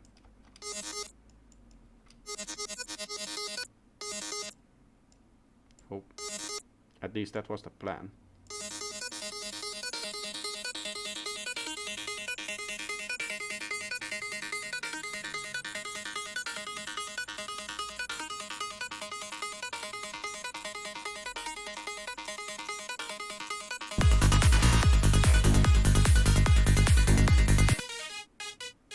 We have this lead on top of it.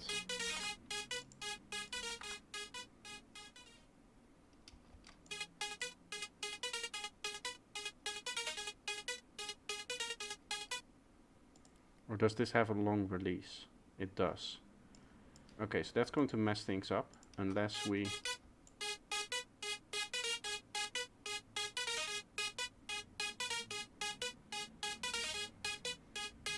do something like this.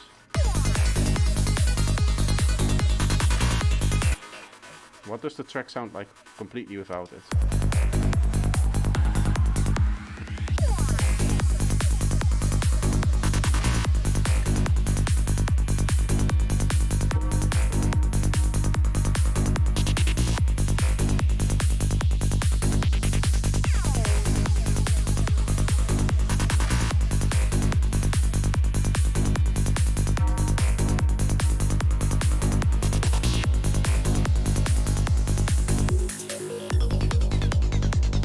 not like we're lacking elements here. I think I'm just going to leave that off, actually. Duplicate this vocal in here.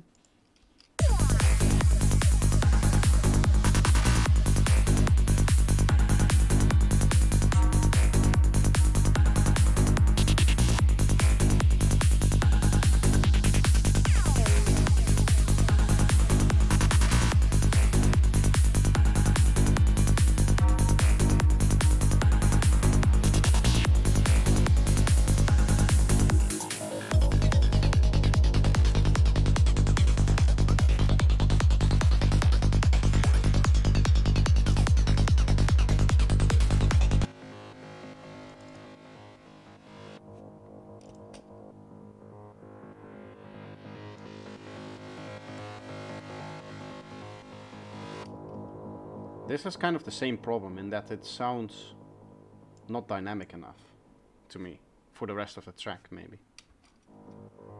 Yeah, you can see this is just kind of a mess, to be honest.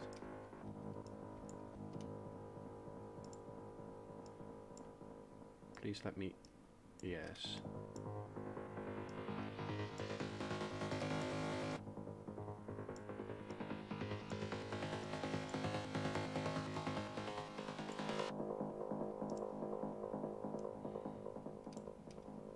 I need to put an EQ after the OTT, because the OTT is going to bring up a lot of the lower frequencies again.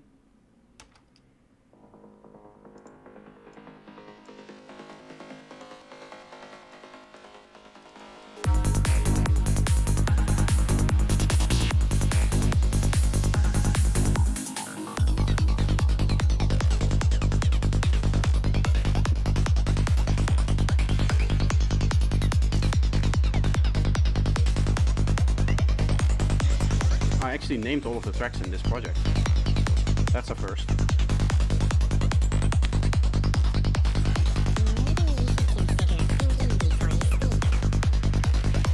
Vocal is going to be removed because it doesn't fit the theme.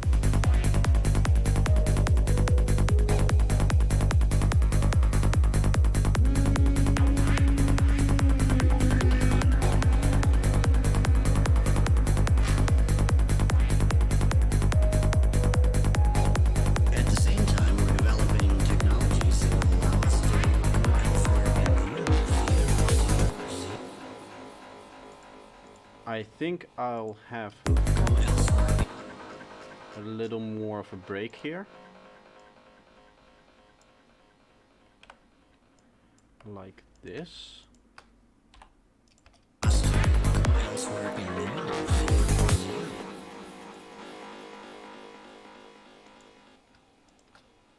We zero this stuff out. I always name all your tracks. I don't. I forget that a lot. I would say we have too many things here. Okay, so this we don't need. I want to make more space for... Okay,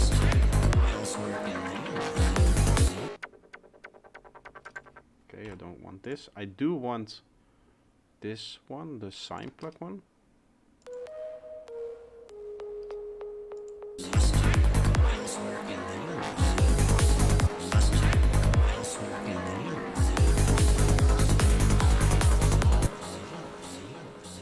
I'll make space in the vocal loop. Actually, I'm going to completely stop the vocal loop here.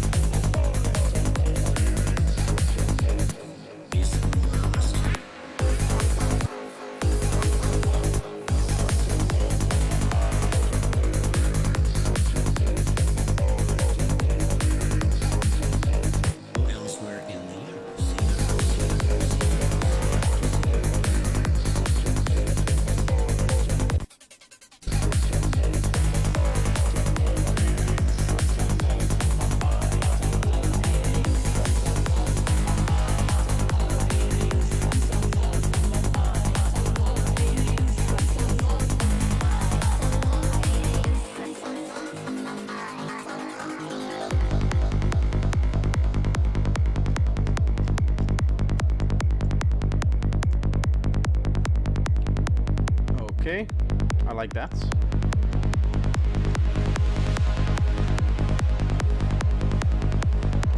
Maybe the flute in here as well.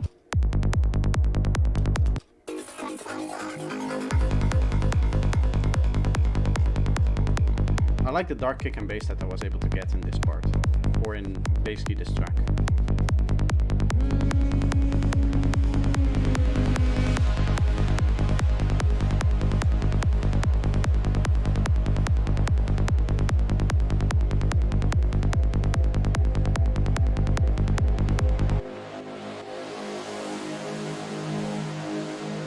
Thank you, Alex. Nice to see you here.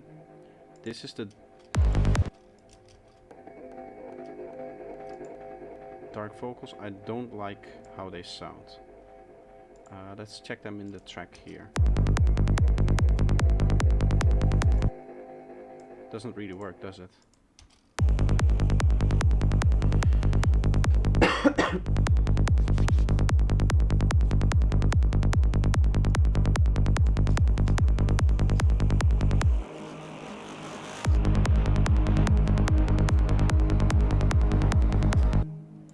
I do like it without the vocals, I think, but it does mean that we're missing some stuff there.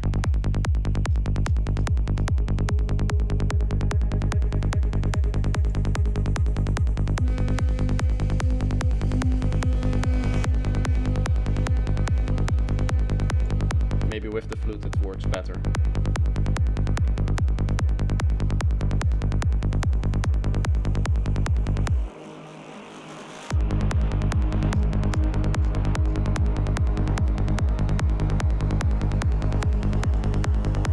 Thank you.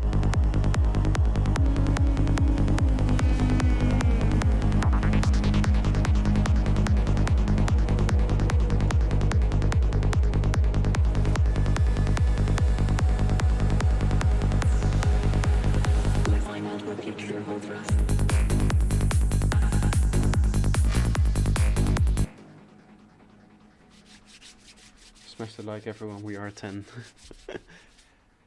Thank you to Malogify for the reminders every once in a while to get you guys to smash the like button.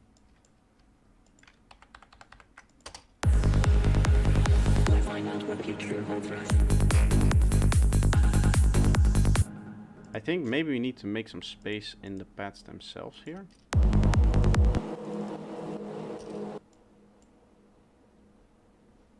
Is there still some delay on here? Yeah.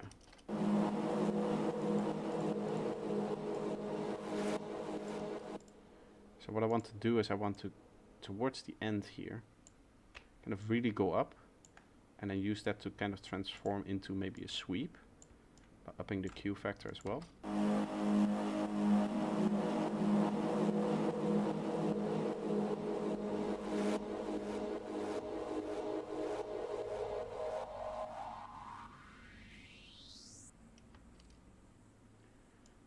Let's say that we want this here and then this here, and then we can mute it,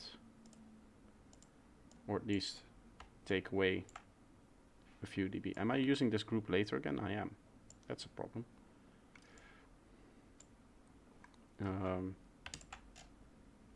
We can fix that. Need a bit of time for the delay to go away, and then we can reset it.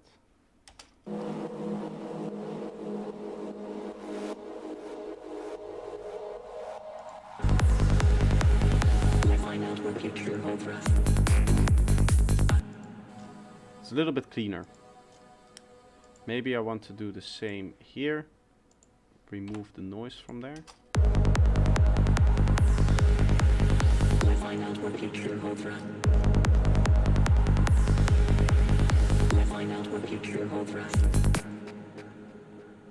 I'm actually going to set this mix also to fully dry here.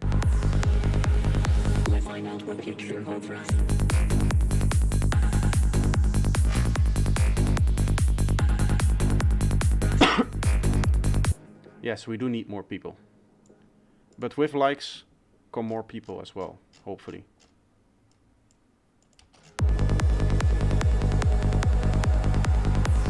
Let's see if it will work. I find out what keeps your whole breath.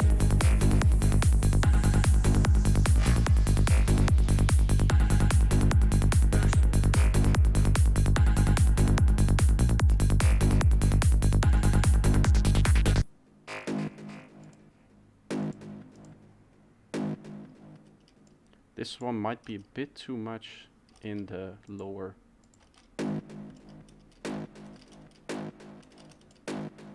Something like that.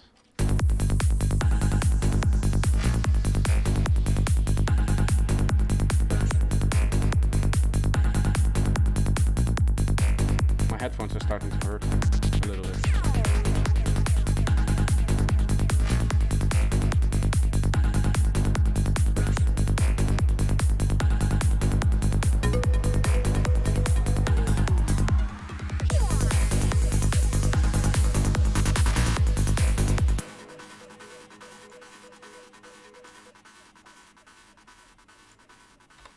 Gonna do a test here to see what happens if we have this in here.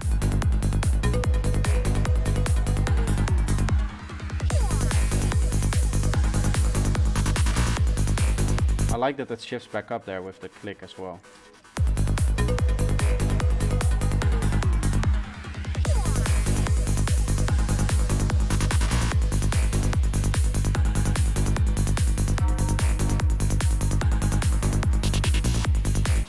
I'm not a fan of this synth here.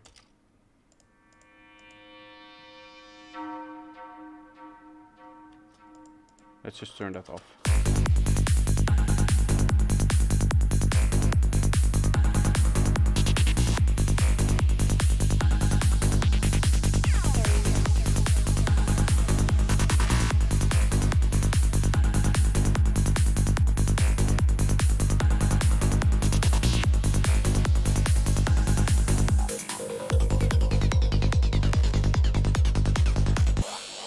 Let's try something here. I want to use this as a replacement for this synth, because otherwise we don't have anything there. Also, did you hear what happened when I moved the thing forward to the lead? It sounds really cool.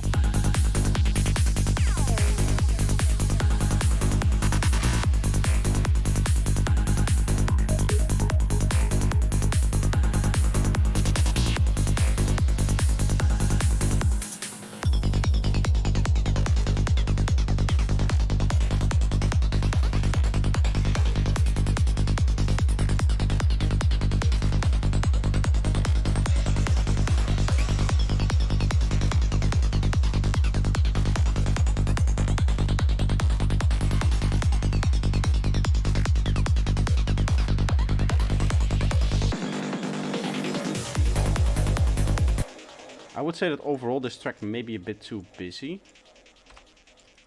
Like, all of the sounds are good.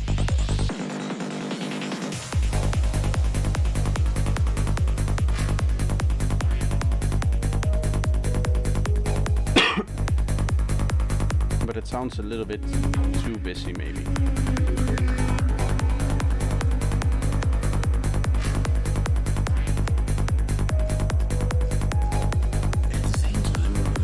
I wonder what this is. Is this the...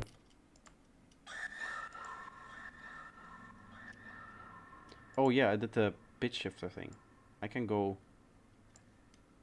and maybe go up instead.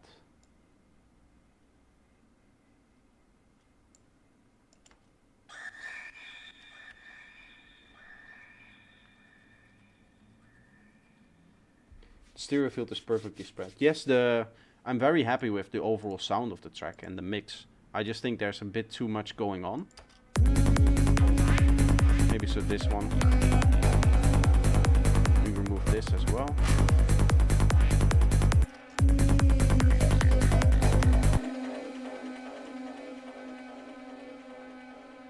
Maybe even here as well.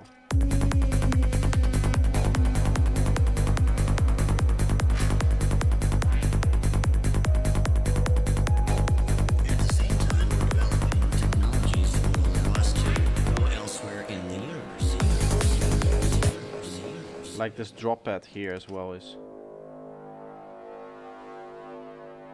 I mean, it sounds nice, but it's just clogging up the mix here. So I would almost, because we're going into fill here, just remove this completely. At the same time, we're developing new technologies that will allow us to go elsewhere in the universe. Us to go elsewhere in the universe.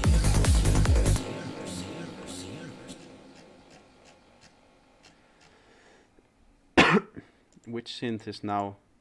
I think this one might be adding a lot of mess here. I do want to keep these plugs in here. How long does it take for you from 0 to fully mixed mastered side track? Average. Oh, I have no idea. I don't keep track, to be honest. If I were to estimate...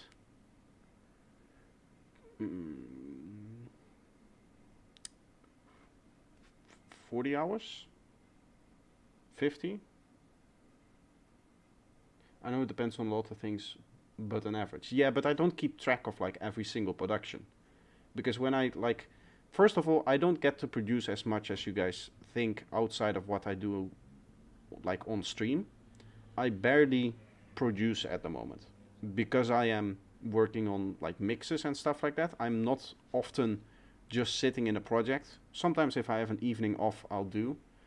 And then I'll spend the evening producing. But right now with the mixes that I did for the album and getting the album out, my attention is elsewhere. But all of these projects, like this project is 1.5 years old. So I literally don't remember. And I don't have the thing on here, which also was inaccurate. I used to have a Max for Life device that would measure it for me.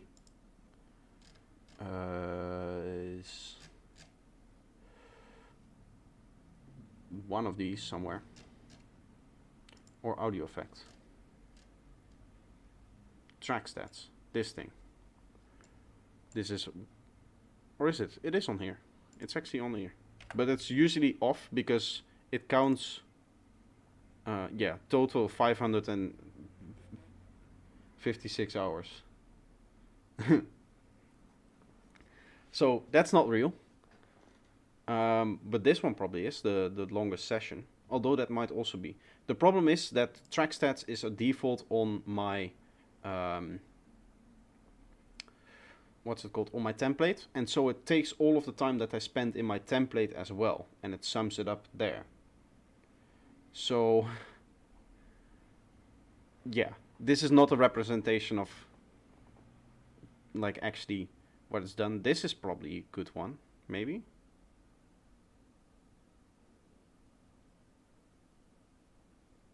I don't know. I really use this to get easy stats on like length and stuff like this. All in one place. But I barely use it anymore. At the same time, we're developing new technologies that will allow us to go elsewhere in the universe.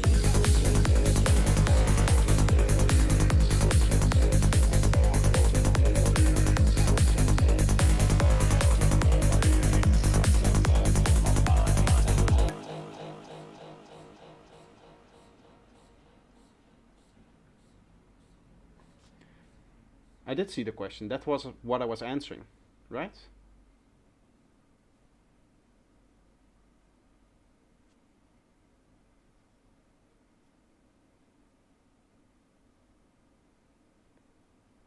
How long does it take for you from 0 to fully mixed mastered side track?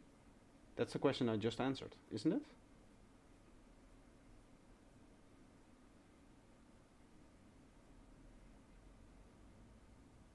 Like my answer is basically I cannot tell you. If I had to guess, I spent about 50 hours on the production.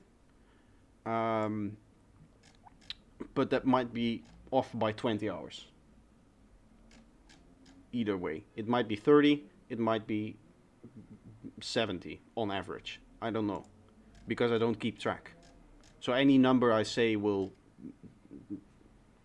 no reason to say it. Right? Or it will be a very bad estimate, I should say.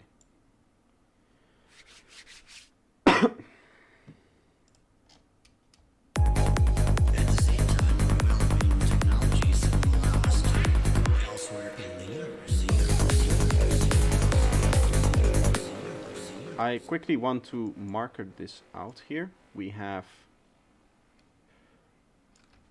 intro. We are going to go first drop up until here.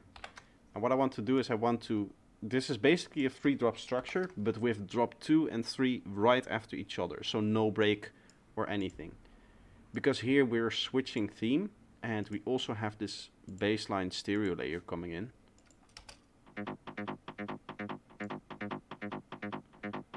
Which sounds like a mess, but on top of the baseline, and with everything going on with the percussions and everything.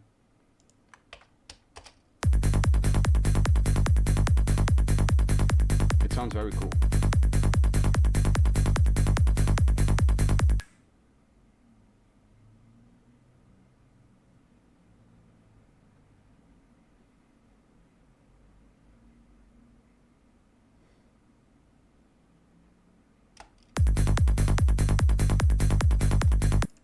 So this would be like the second drop, because we have a different theme. We also have a lot of new instruments coming in here that I'm not really using a lot.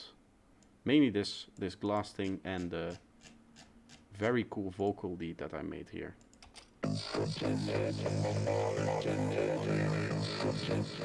I might start a little higher on this actually.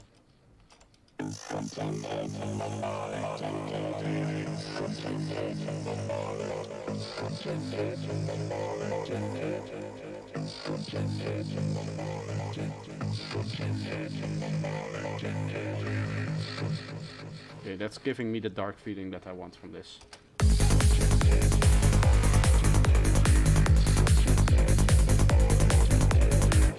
Actually, this is modular or automated. Aha, we don't want that.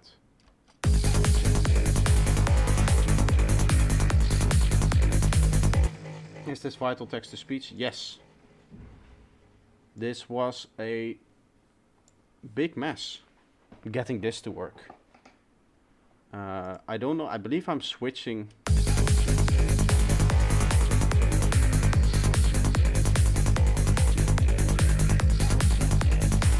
I believe I'm switching between the different levels somehow.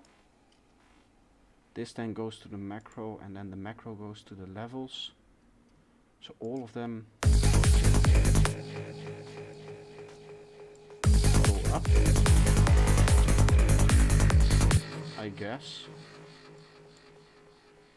I don't know. I wrote it twice because you didn't see it the first time. But I think I did. Because after that, you said average. I know it depends on a lot of things, and then I already said that I didn't know, that I couldn't give you a good estimate. But then when you asked it again, I thought about it more.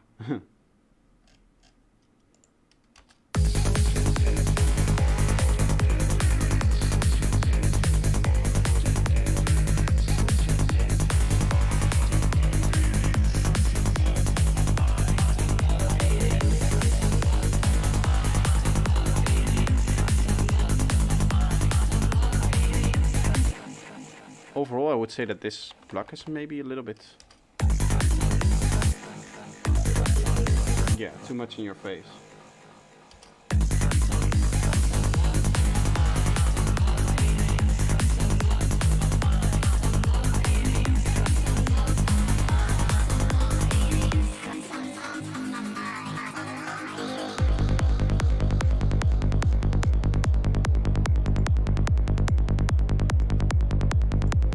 Okay, from here we're going from high to low too fast, maybe, I would say.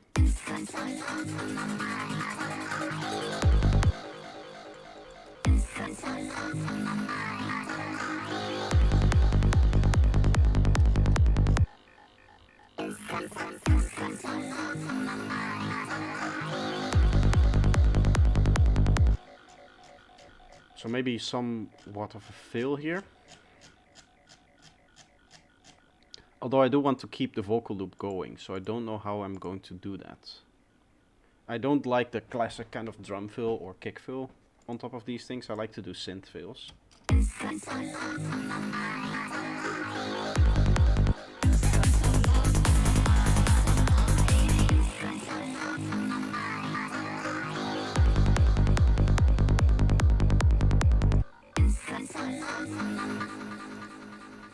Let's see what happens if I just make some space in here.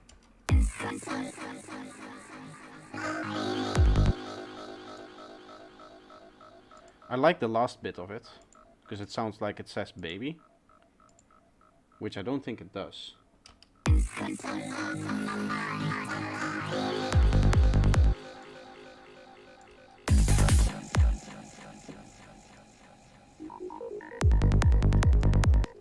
I think though, without the vocal, it's nicer to have a fill in here. So let's make some kind of fill synth. Maybe you are late on the stream breathing bar. Yeah, that might be the case.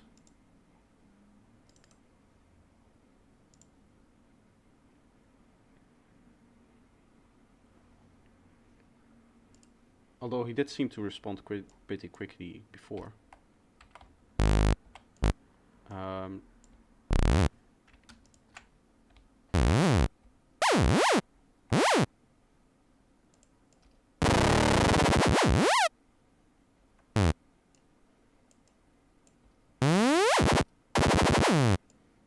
Let's add a little bit of extra coarse pitch to that.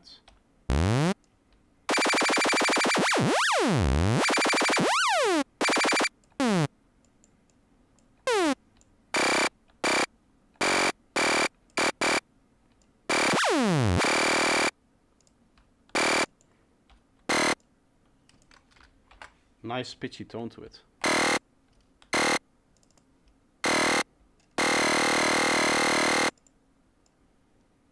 I hope this is the right key. I should check the key that we're in. G sharp. Okay.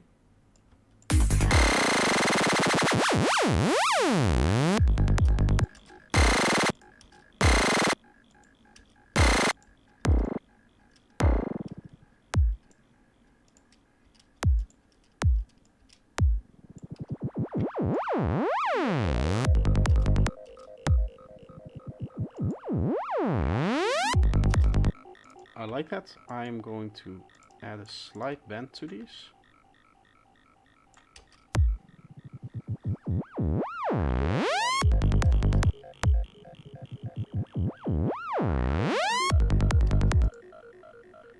I would like this to get to... Wait, if I set this to 19 and then...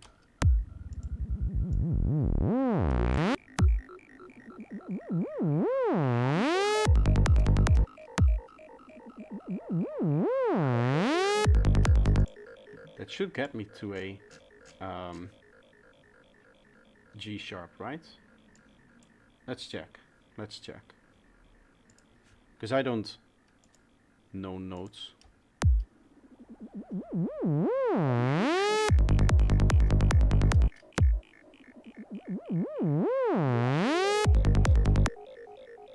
It does get you to a G sharp, but I want it an octave higher.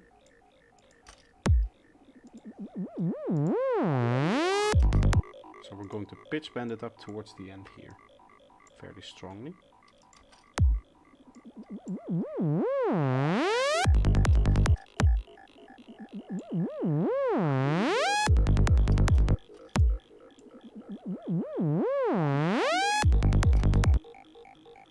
That sounds kind of cool. It is G sharp. Nice, nice, nice. Yeah, I need to use the EQs for that. I'm getting a little bit annoyed by this thing.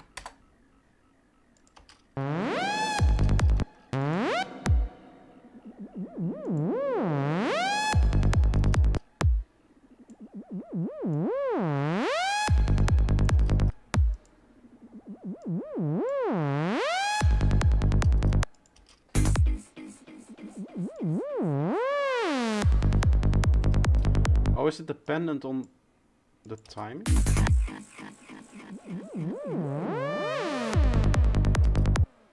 That's not what I want. Trigger that.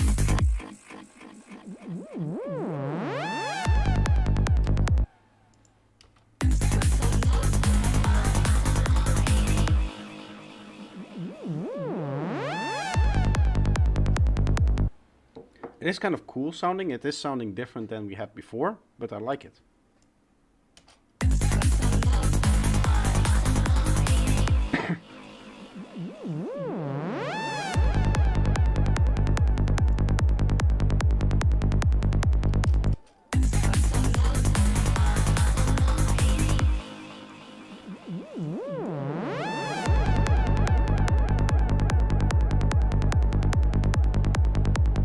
Okay, I want to normalize this, which is making it loud.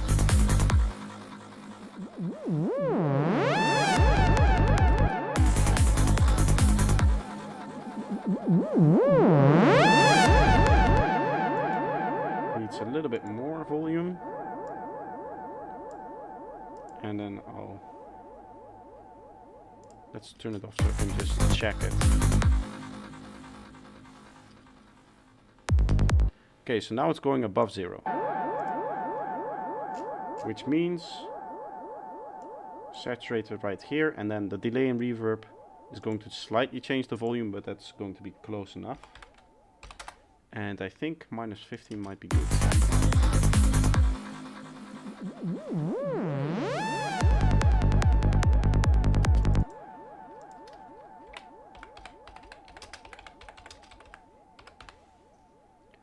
Okay, I like this.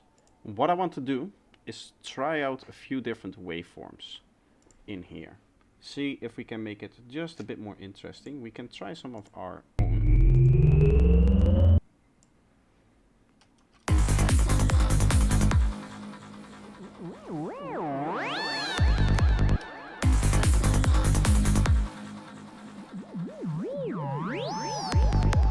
This one doesn't really sound that great.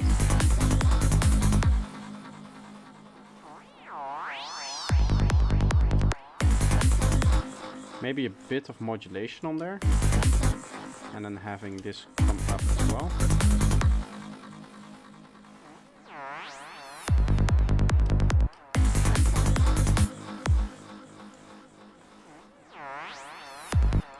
It's because this doesn't have any low frequencies there.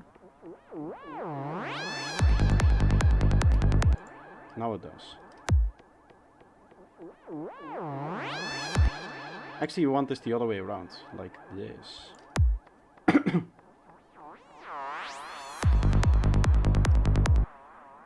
Let's try some more. I'm not really sure here.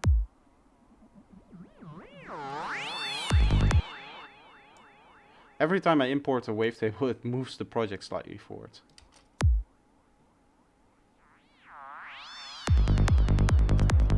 This one sounds cool.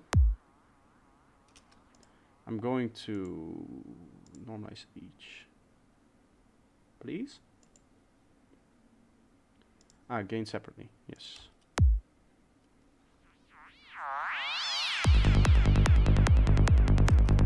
Let's see if our pitch is still correct. I'm assuming it is.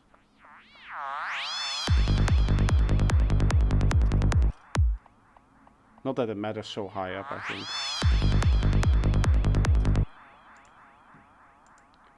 We can give it a slight bit of remapping so that we're generating some lower harmonics as well.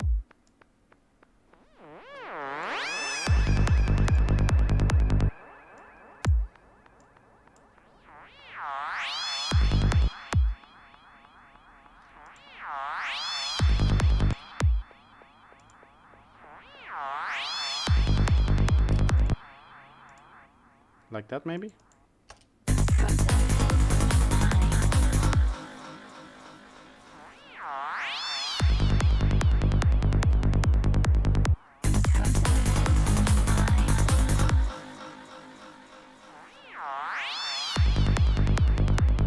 I think it now goes up to an A, so I'm going to -1 semitone here. That last bit.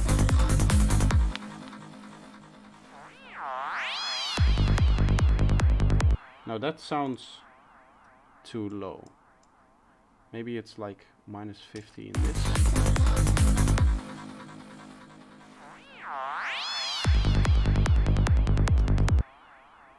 I don't know, I like it slightly detuned. Obviously with a very pitchy sound like that, it's not going to matter too much.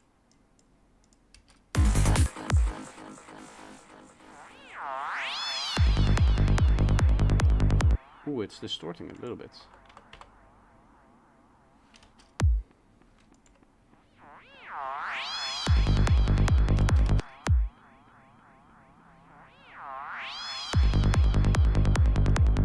Let's try it like this. I like this. Let's see how we transition here.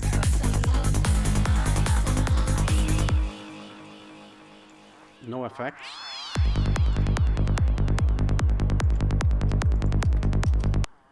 Little dry transition, I would call it. Not really a lot happening around the transition.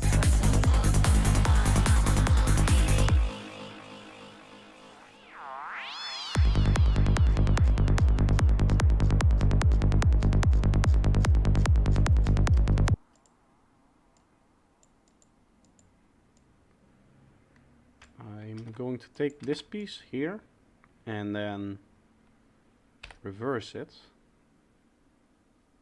please. Move it in here, and now I can do like this, and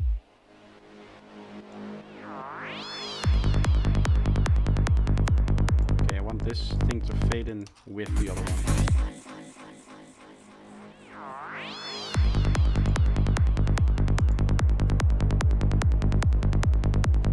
That sounds nice. I like that.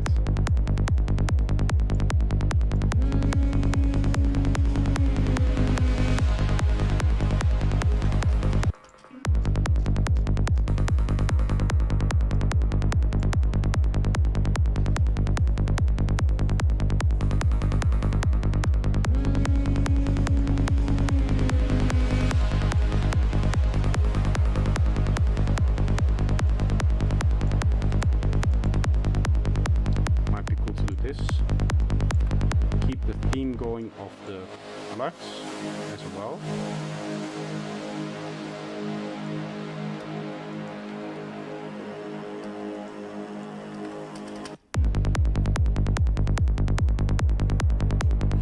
Just keep a few leads going. In this one there's a crack at the beginning.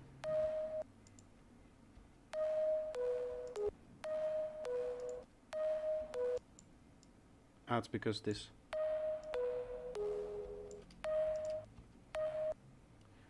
I don't want any early reflections from here.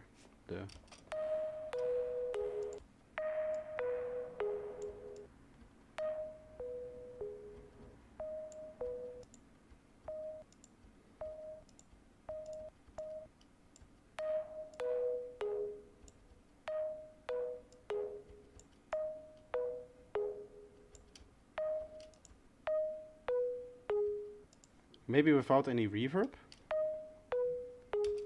and then add it later so we can filter it a bit better. The reverb from Serum isn't the greatest because it has, I think, a lot of high frequencies in there, even with the high cut. So I believe this is part of my bundle. Yes, it is.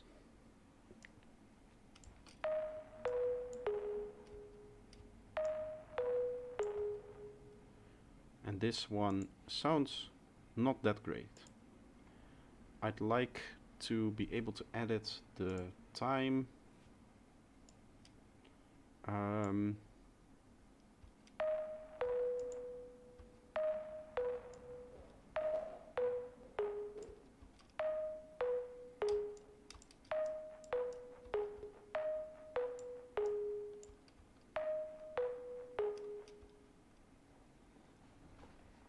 Better without the reverb. I do like it without the reverb, but I want a little bit of space, so we do need something.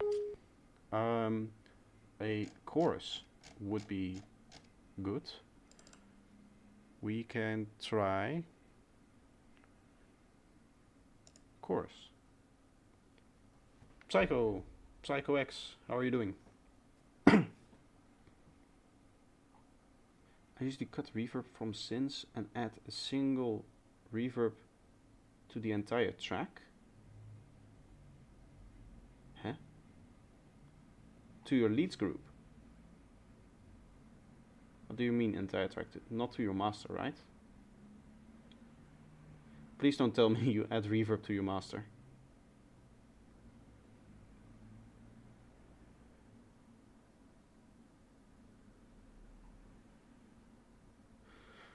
Okay. I was worried. As a send, yes, yes. I don't like that. I don't like single reverbs.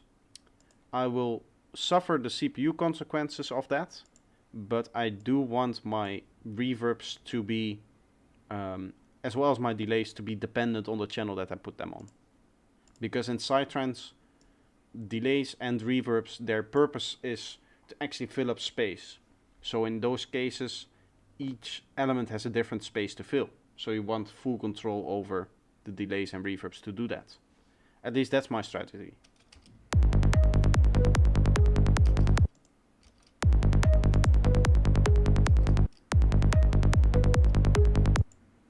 Ah, this doesn't have any input or sidechain.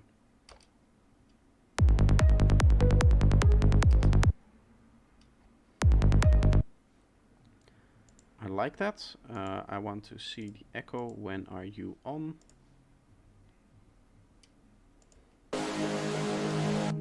Go elsewhere in the universe. Okay, I like that. I'll keep the delay just in here, I think. This chorus is a little bit strong.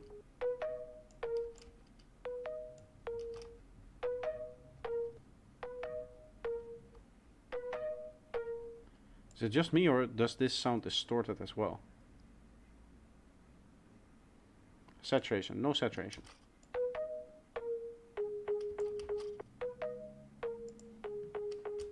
Something like that, yeah, nice. It is already fully dimension expanded.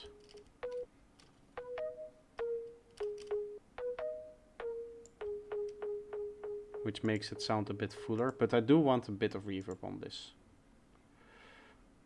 What's a good reverb for this?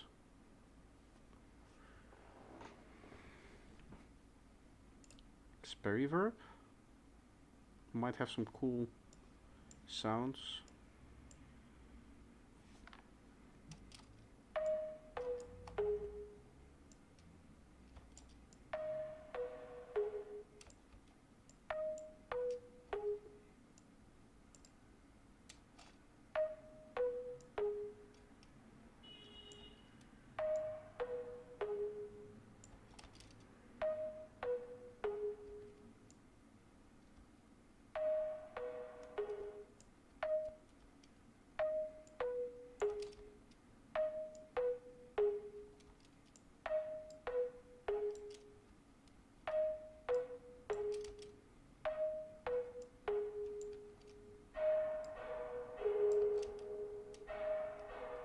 It sounds so mono.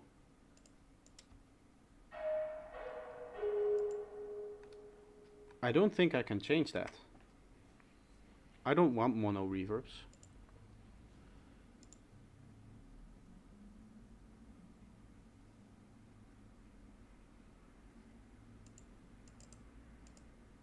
Let's fix that. I'm going to go for a slightly drier than wet channel. Yeah, that sounds terrible. Why would you want this to be mono? Now I have to get in here and go take out my stereo widening. Generator. I think a stereo generator will be better than the stereo spread, because this relies on some kind of noise. Still sounds terrible, but we can EQ that out. We want full character, no absorption. No dry. That's already sounding better.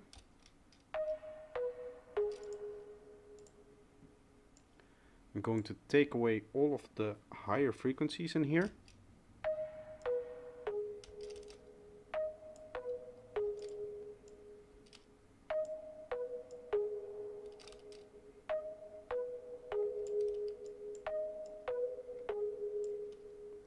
really get those individual plugs out, I think.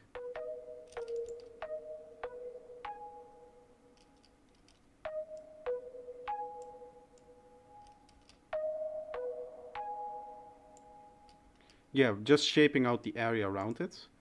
Now we can play with the different shapes here.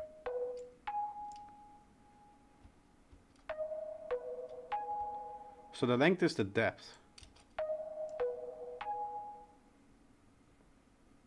This thing turns into a flashlight.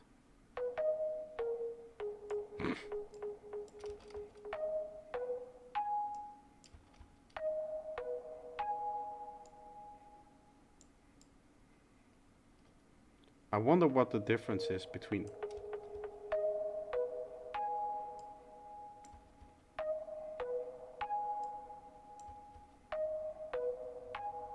I don't think these images mean anything.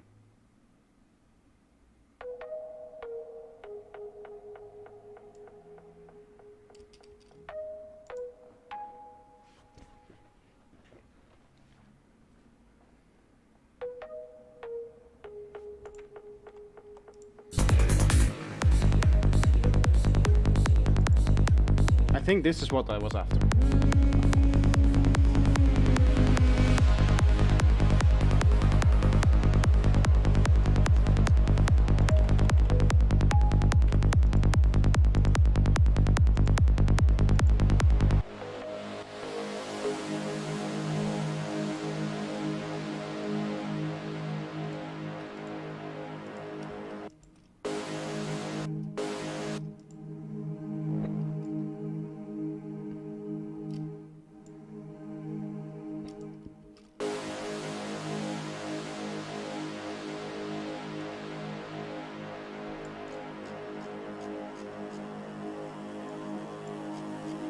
Does this even have the vocal in there?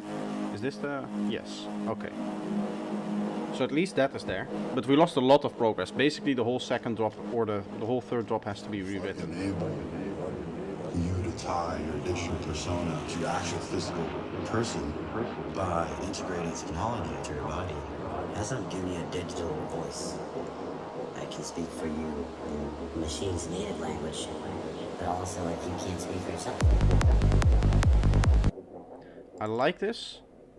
We need to do a little bit of stereo processing on this guy.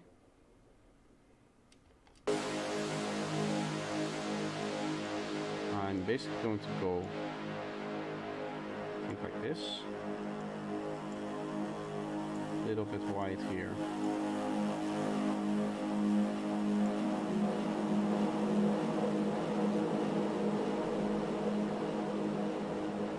if I enable you to tie your digital persona to your actual physical person By integrating technology into your body. As I'm giving you a digital voice, I can speak for you in machine's native language, but also if you can't speak for yourself.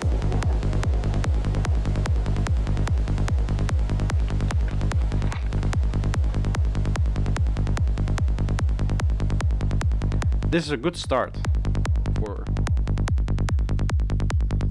a sound, but I want this one before the delay so that the delay doesn't get affected. As I'm giving you a digital voice.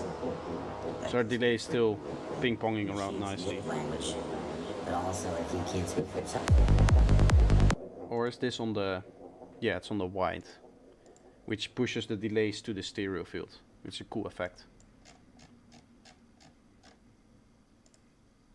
Also it makes it easier to mix, because then in mono it kind of falls back. Right, it cancels out a little bit and then becomes quieter. So you don't have to worry about the amount of space.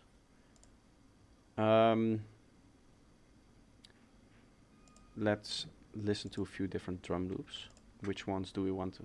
Because I'm basically at the point where I need to remake the second drop, right? This is drop, and this is intro. We have then break here. Let's see how far our third intro goes, or our third drop goes. I guess this is 1, 2, 3, 4, 5 sections. I guess I could do 6. sections and then an outro. So that's outro here. That gets us to 8 minutes and a little bit, which is nice time.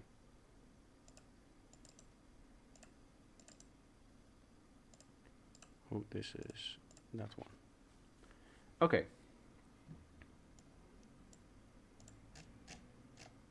So here, in theory, I could also do kind of 2 sections, but I don't want to. Going to first of all copy this over. We'll have 2 drops without drums, then we'll have 2 more drops in here.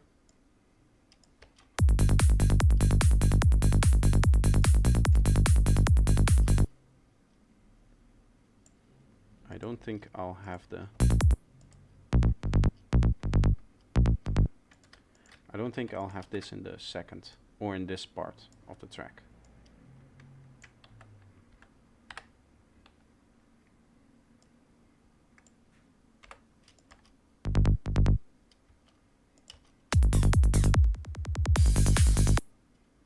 Here we'll do a different fill. I'll make this double the length. I want to make some changes between all of the different spaces.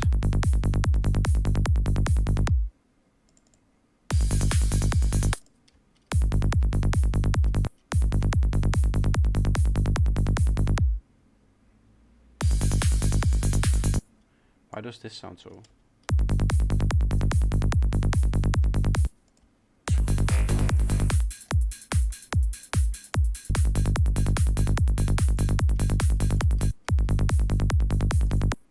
Why does this sound so strange?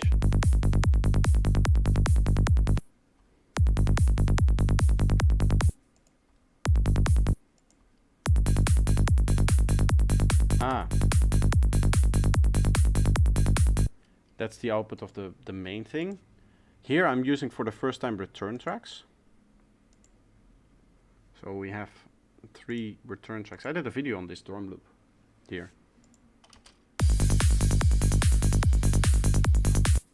Looking at this, I think I'll go with another section of full drum loop. I'm not going to go with the percussions and the extra bass line from drop number 2. So I think I make this into one big drum loop here.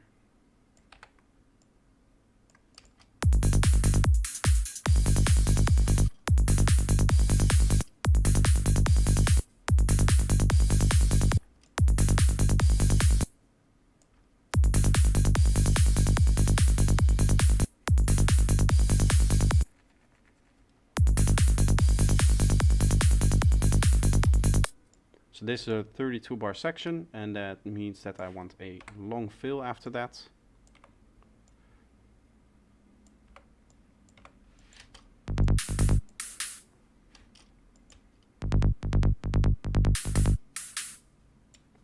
I'll have a little bit of a clap here.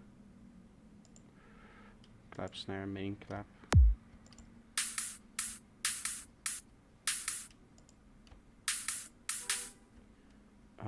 We have to kick this roll. Might be cool to layer that on top somewhere. I wonder what I'm doing here. Why this is.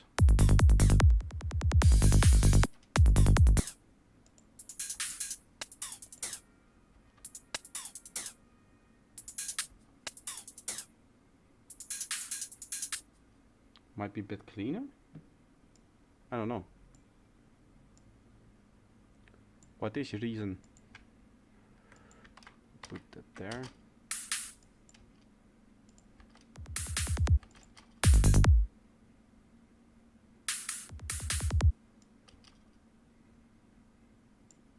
And then we go into one final drop segment and then outro is the idea.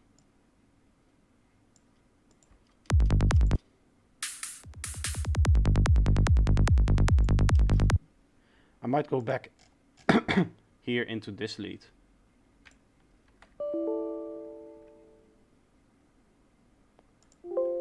Okay. No warning, nothing. Just crash.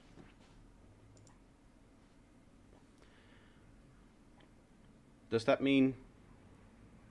Yeah, that means that we lost that 1 cent that we made. Pretty much nothing. Because everything else was kind of just arrangement stuff that we were doing. And that all gets saved in the undo history. Any plugin changes that you make. Unless they're VST3.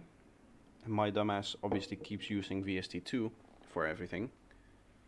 So I think that will be a problem for that one lead that we had. Unless by some miracle I happen to use a VST3 version of Serum, which I don't think I even have.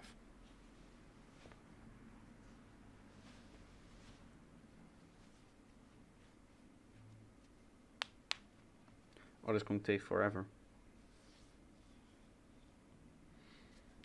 Well, at least we have a nice bit of space to look at for a little while.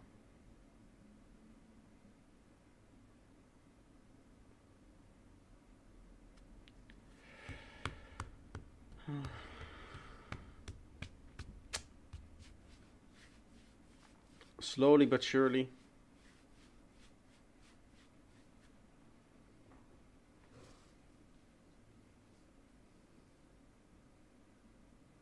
I think there might be some kind of stability issue with this project. Seeing as when I first opened it, well, you guys remember it wasn't there. The original saved project wasn't there, which is already a red flag. And now it crashed again. So there might be some overall stability options here.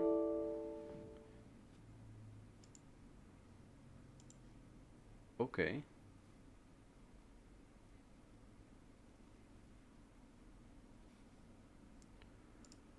I would like to recover it.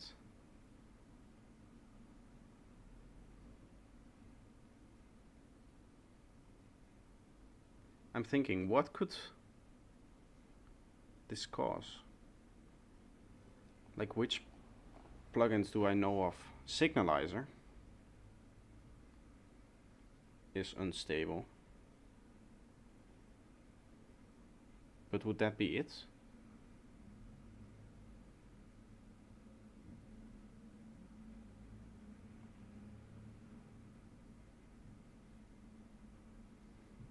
I mean, there's 4 instances of them, so I could see them crashing, like opening a project like this, maybe. Ooh, it's even slower now, it looks like. If this is going to continue causing issues, then I have a big problem. Then there's something fundamentally wrong with that project. And that means that I need to check the project itself.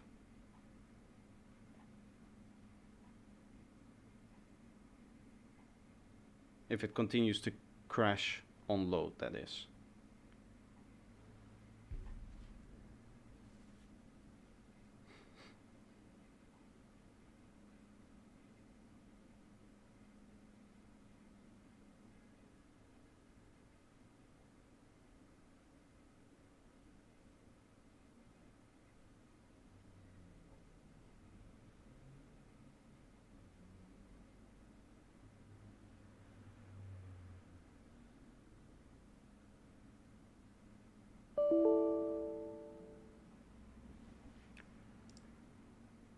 This makes no sense.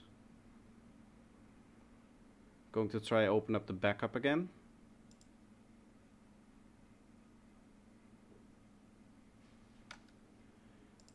Wait. Give me 2 seconds. I just realized something. This project has crashed on me before. This is the real one.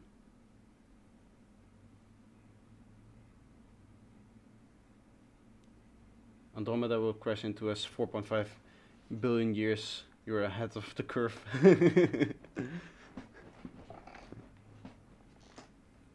I think what happened here was that I opened we saw that it had no live set when I first tried to open it, and I had to open it from a backup. I think I might have done it before, and the same thing that was crashing my old project is now crashing my new project. So that might mean that I load into the version that is the one which has the second drop in there. And I just saw the number here, and I looked for that project file, and I didn't realize that there was actually 2 versions. Yes, yes, yes, look, here's the second drop. All of this work, we have all done that in this instant. So that means that a lot of the things that we just did aren't there. And one noise downer for some reason isn't there. But that now means that all of the things that we just did we need to redo. Does that also mean that... Yes, this still has the return tracks. In one version of this track I actually recorded the return tracks, because I don't like working with them. They annoy me. They don't sit in the project. They kind of exist in their own little space. Right? There's no way that you can organize it with whatever you have. So what we should do, now that I think of it, oh no, I can't. I can't do that. This is the reason why. When I made this drum loop, I made it for experimentation on actually making complex drum loops, and this ended up in a tutorial. And you can see I'm sending it from different positions, different volumes, even sometimes multiple things to the same one. Yes, this goes, here's a -11, and here's a -15, and here's a -12, all for the same track. So I could not possibly set that up for like with single tracks like this, which is how I like to normally do it. What I would need to do is record all 3 of the return tracks at some point, and then layer those in with the actual loop itself, and then turn off the return tracks itself. Because this, organization wise, this makes no sense that this just pops up from the bottom, and it doesn't really exist in the structure of your project. So that annoys me. I mean, it is cool that you can mix and match different parts of it with the faders, different volumes at the same time, but I barely use it. So let's go back into here and let's see if we need to figure some things out. Again, this part is too busy, and one of the things we did was turn off this lead here.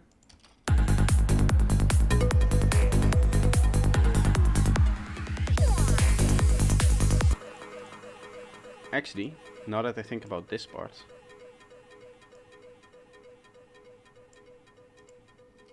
this synth here,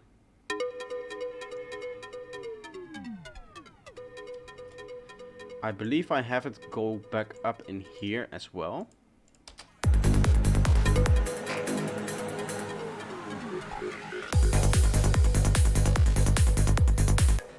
It also goes back up there. What I would want is to keep one low.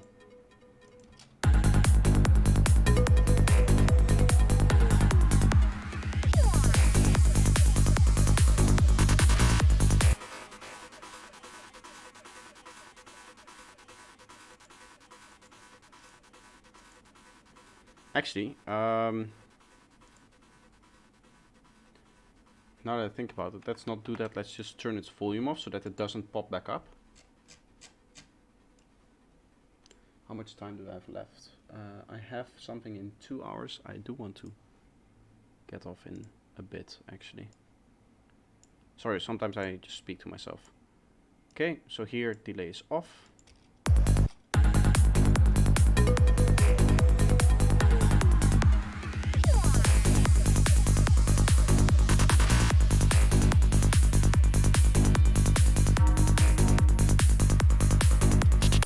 This one we wanted to turn that one off. I wanted to take fast plug 3, this guy, and move it from here to start performing, please. There.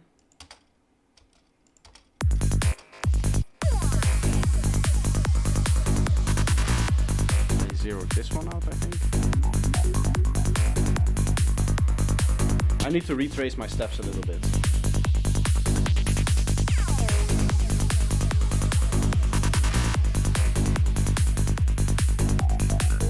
It was a lot of space making that we were doing.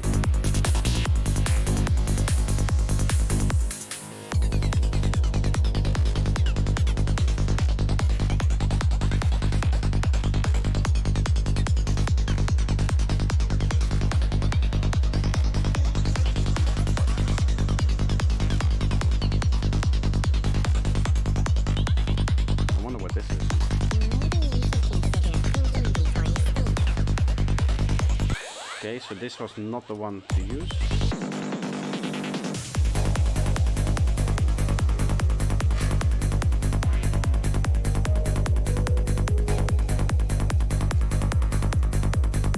I don't have the vocal in here.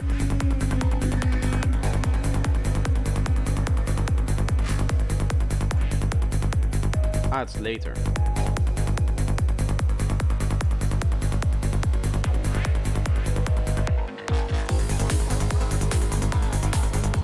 Still, there's a lot of bulking up of things happening there. This is probably part of the drop pad, which means that we want to remove that from the fill.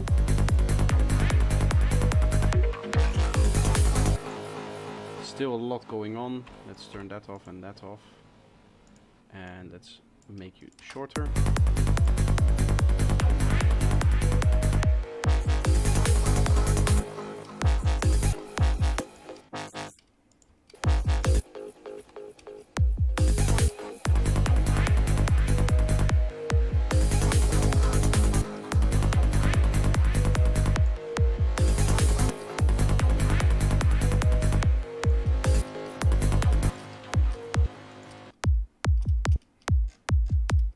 Why is there that snap?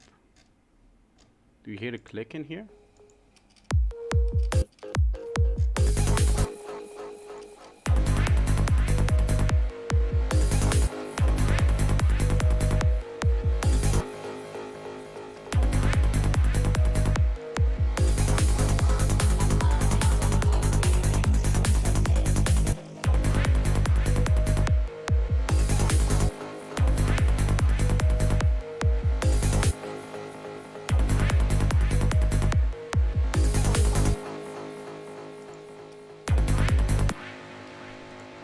Let's check on what that is, that extra click.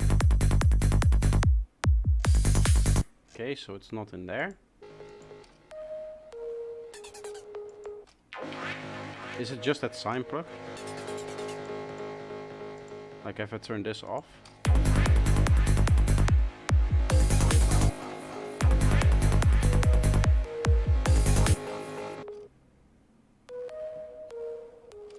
Oh yeah, remember, this needs the phase set here. We wanted a different reverb.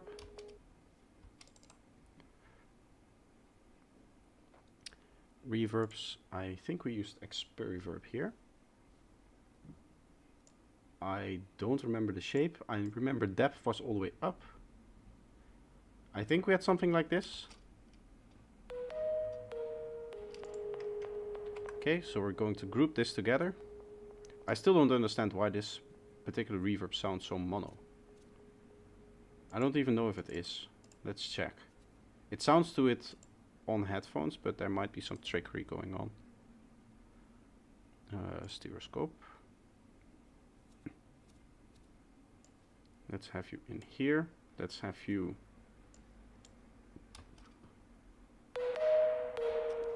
Yeah, this is mono. Why? Why would I want a reverb that is only capable of doing mono? This is a free plugin, or at least when I downloaded it. I don't know if it always is free, but still.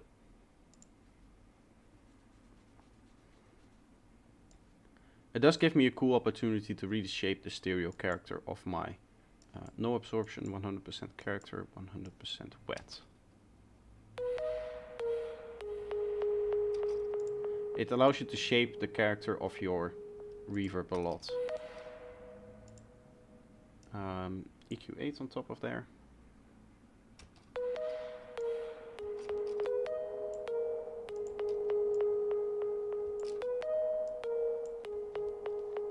still feel like there's a bit too much click.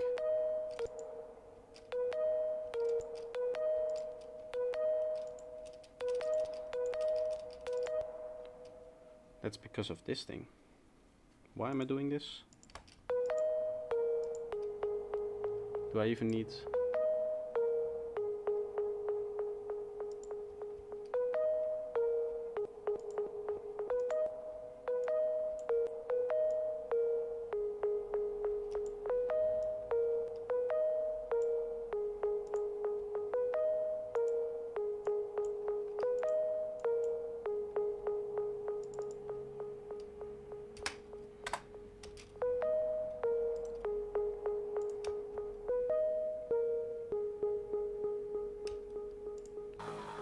Maybe like this sounds a lot better.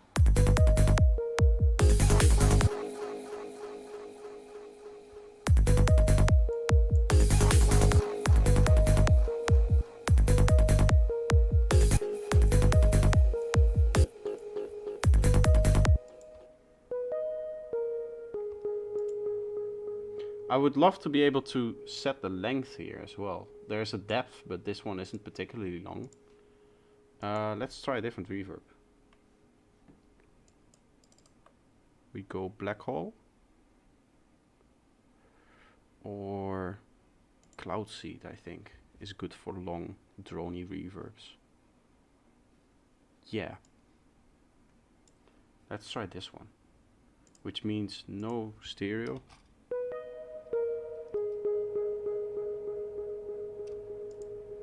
Okay, factory programs, we want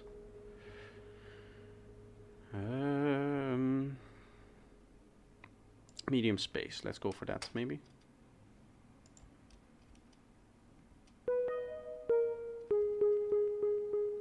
Okay, that's very dry sounding. Input mix, full.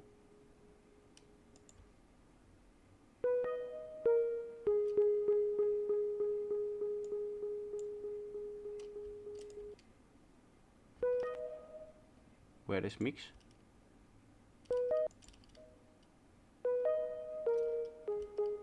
No dry.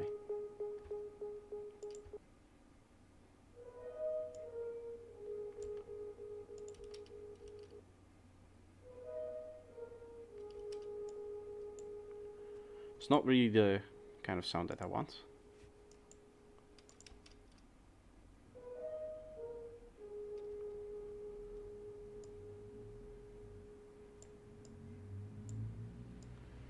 Feedback a bit more.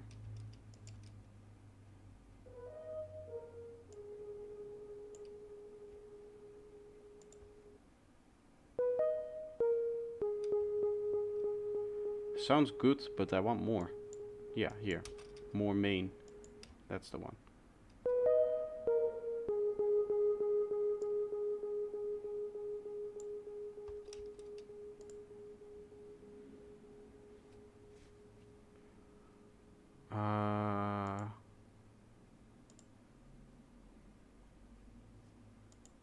Hold on, isn't there... doesn't the echo saturate? Does anybody know? Can I find that in the manual?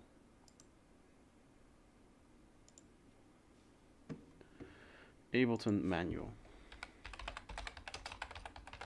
Because I heard some saturation on that delay part, I think.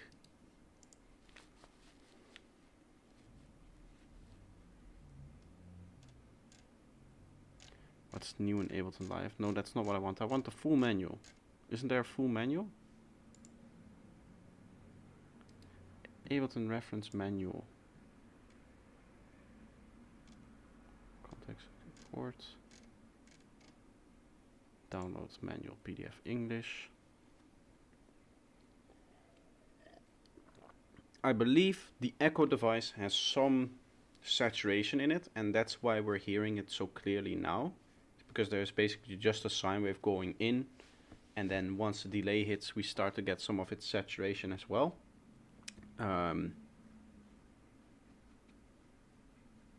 Yeah. Not much more to say. I should probably set an output of 0 now that I think about it. If I look at those settings there, makes very little sense. Yes, yes, okay.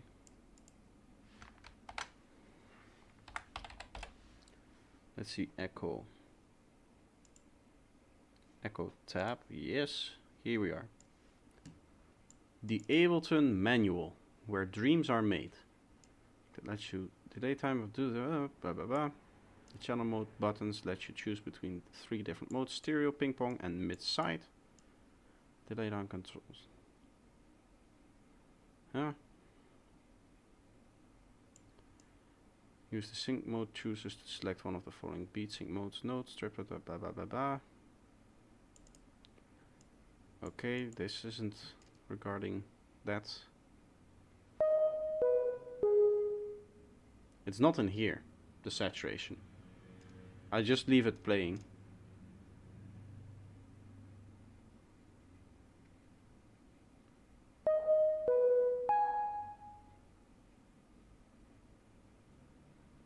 Do I like / use inspired by nature? I've used it. Here I hear the saturation. I've used it, but not too much, I would say.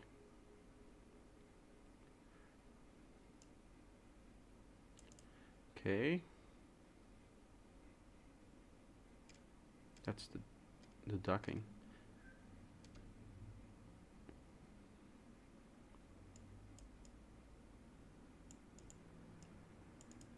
Okay.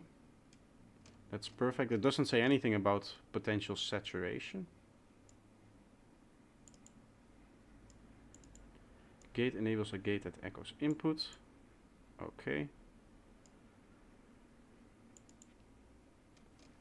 Is there something written about the input knob itself? Maybe there it says if it saturates at a high input value.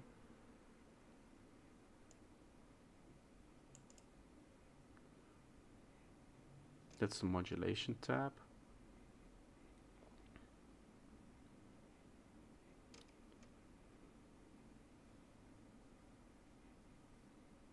I would assume that something as important as does this thing saturate is part of the manual, but it isn't.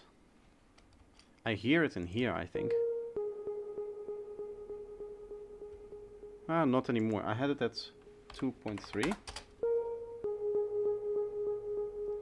Yeah, then you hear it. So let's set this a little bit lower.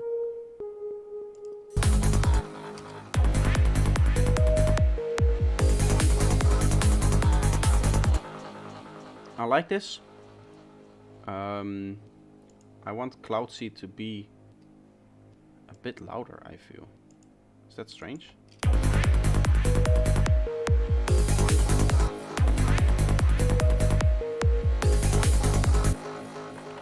Yes, I want my reverb a little bit louder on this one.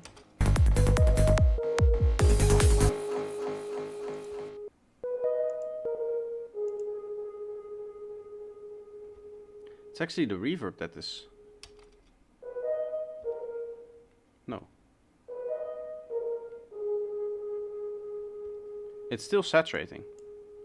Or am I crazy?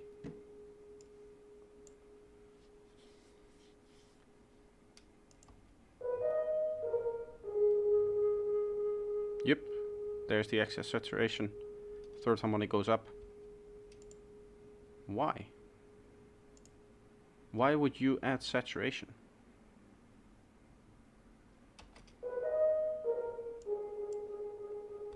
Does that happen on the normal one?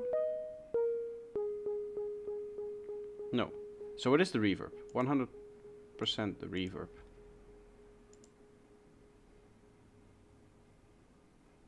Output of 0 dB. Makes sense.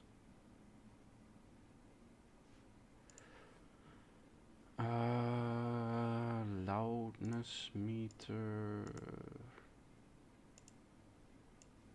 Loudness analyzer. What are you outputting at? If this is peaking above 0, then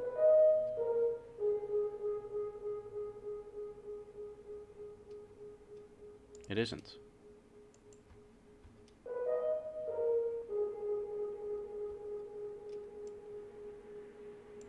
It's so strange because here in the EQ it doesn't look like it's adding that. And then this just goes up. If I set this to 0.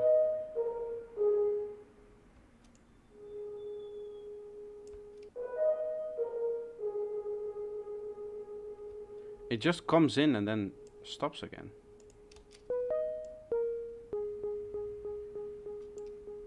And not with this one. Okay.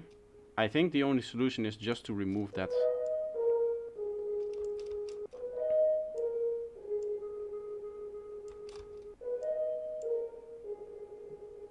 Are you still going to do that then?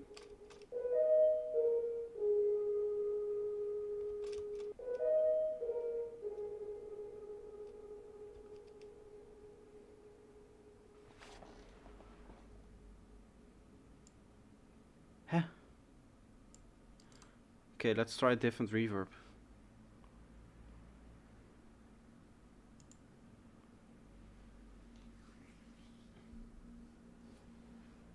I'm so confused. Makes no sense.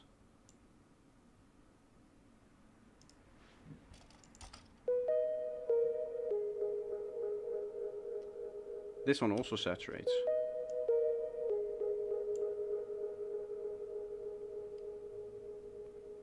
I like a little bit of saturation on the dry, but I don't want it on the wet. Absolutely not.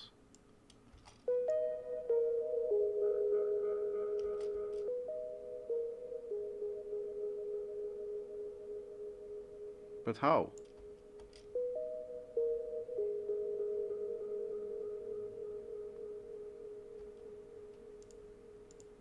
Where is that coming from? Let's set this to 1 under 1K.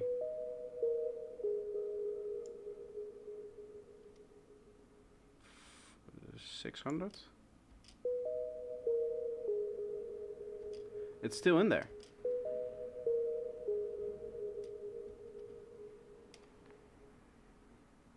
Why? There's this one delay thing that repeats with the saturation. And I want it on the dry one. I don't want it on the wet one.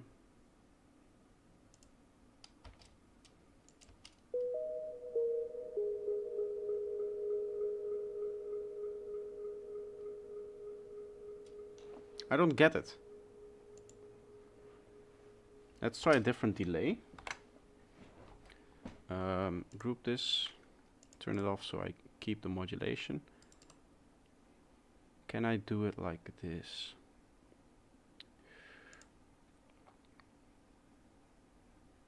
Where does it load? It loads still at the end. There's no way with the clicking to remember where it loads, I think. It always puts it at the end of the thing. At the of the chain. Wet solo, you want the sync.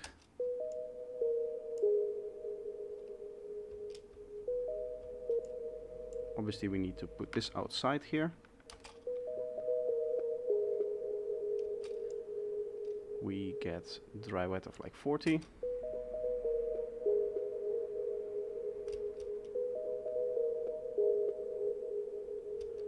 This one also seems to distort a little bit.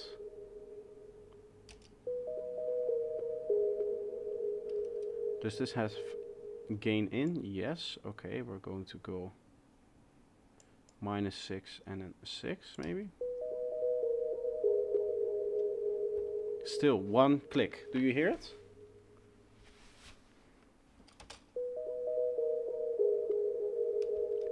Ever so slight click on that.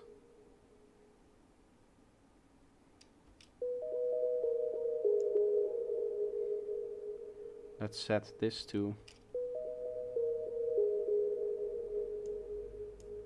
like that. Okay. Now if we bring this back in,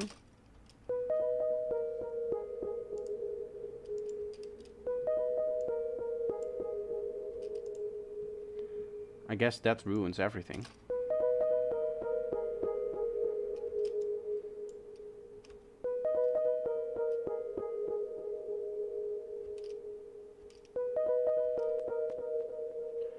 Wait, how exactly is... How exactly is the...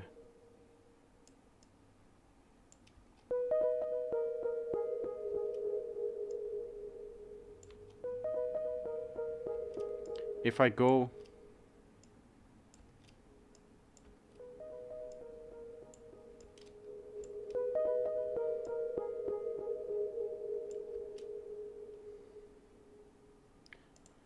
Okay. Let's find some Melda stuff and actually make this right.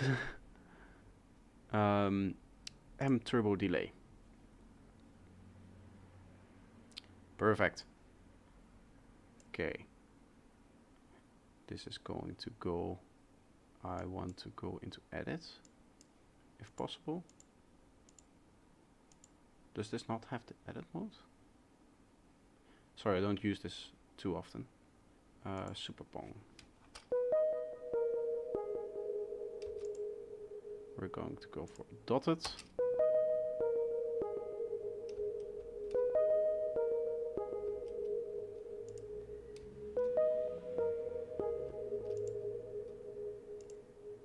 Dotted 8 on both of them.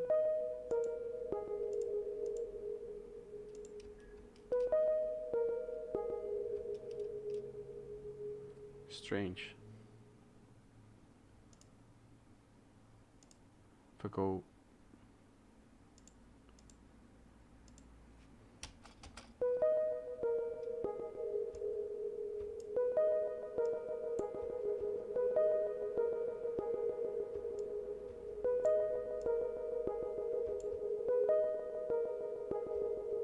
It's still there, that little click.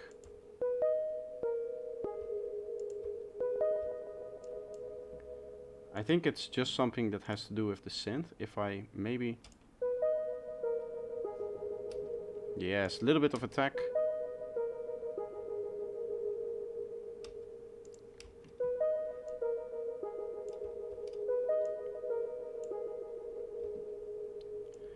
Now I'm also wondering...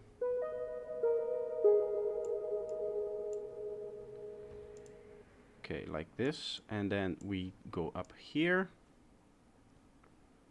and then in the second bit as well, I guess. So we don't have the delay everywhere because we have that lush reverb. Oh, this is still on. No. Let's turn you off. Actually, right away. Good practice to turn it off as soon as you can, and then leave it off until there. Yes, there's a slight click. Okay, so it should be fixed now.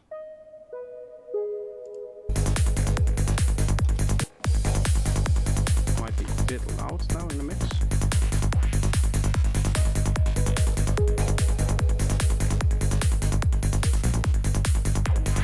It's a bit louder here. This needs to go to 0. I also need to set 100% wet on here.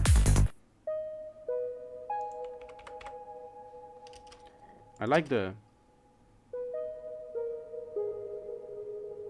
kind of extreme reverb that we get from here.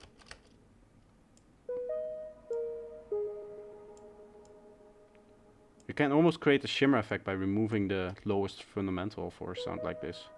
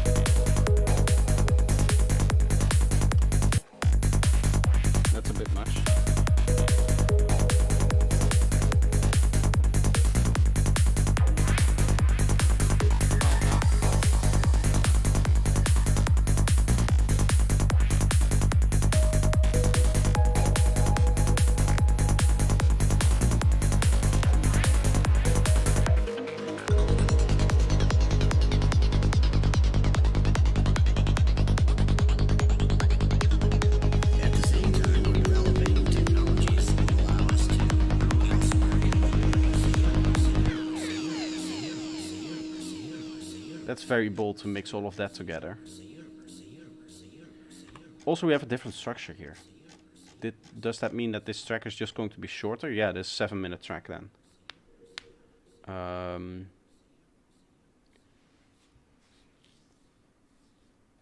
I'll leave the structure as it is, because this was how it was before. I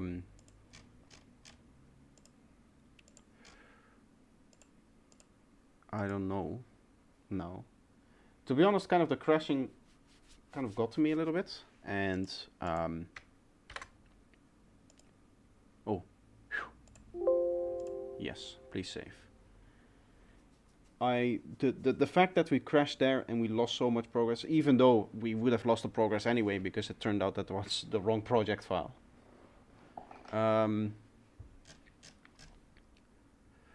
Still, I really don't know where to go next with this track now. I'll have to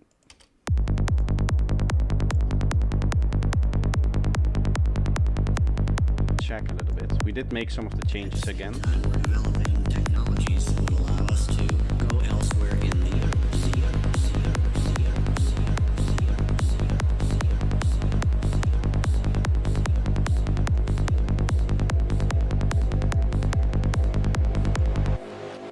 Go elsewhere in the universe. Go elsewhere in the universe.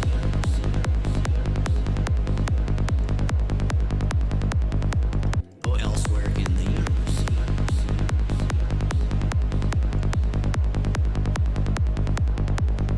Go elsewhere in the universe. Go elsewhere in the universe.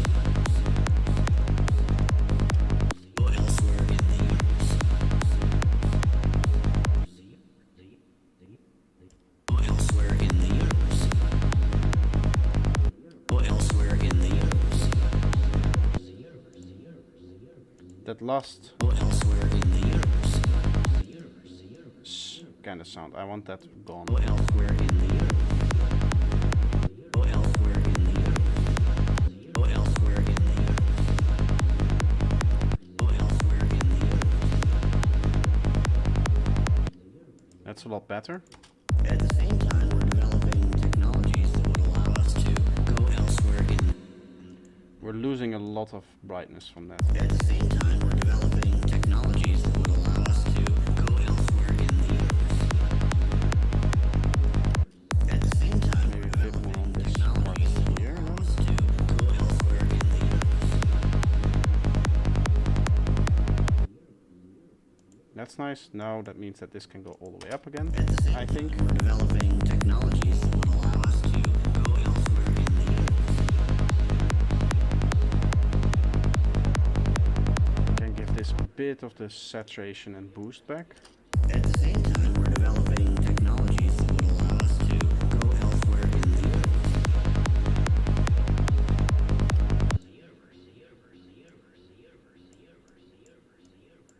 Bit more. At the same time, we're developing technologies that would allow us to go elsewhere in the universe.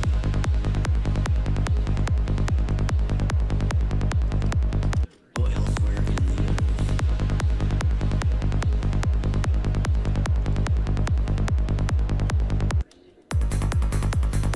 I think that's good.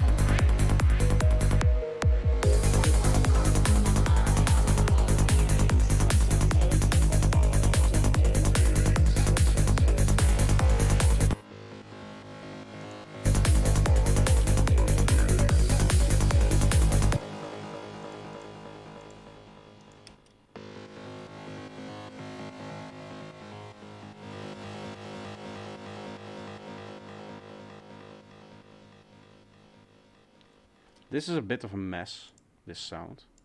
I think I'll just turn it off for now. I like the kind of low warmth that we're getting from it, but I think it's messing up my mix.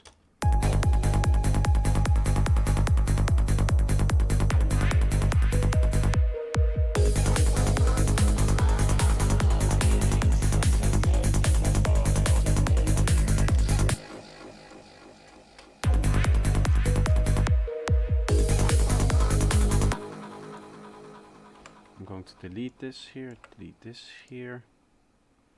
I want to make some room for a fill here. I'm going to keep that offbeat kick there.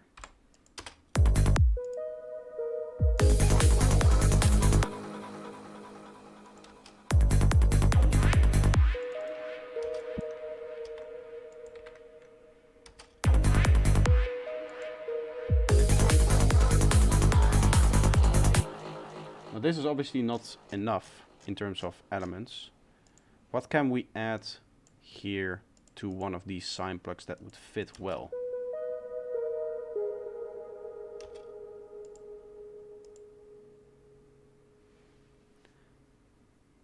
What about violin? Violin staccato chords, if I can find them.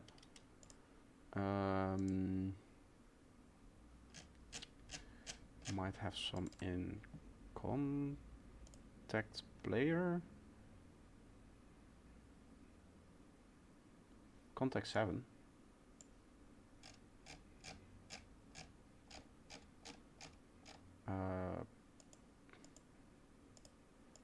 Factory section. Beach vintage, maybe. String melody.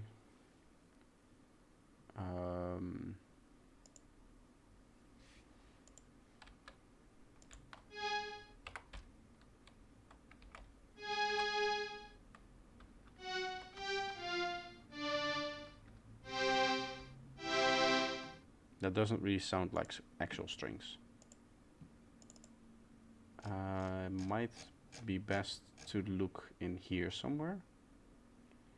This one. This is one of those instruments that click anywhere to load your. Get this.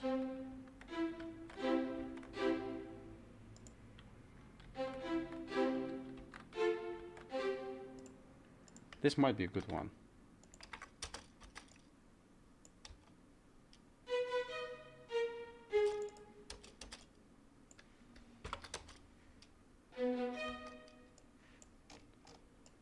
Okay, so this is B. It sounds good, yeah, I like it. Let's put this in key. Are any of these notes... Okay, it ends on the right key, which makes sense because that's where the beat is. Okay. Let me go one up, and then I'm going to go this. I'm just going to do basic chords for now. And then we'll do some inversions, fun stuff like that.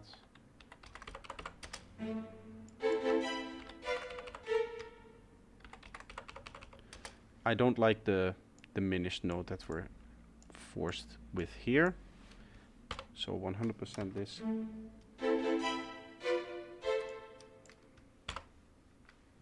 Going down like that.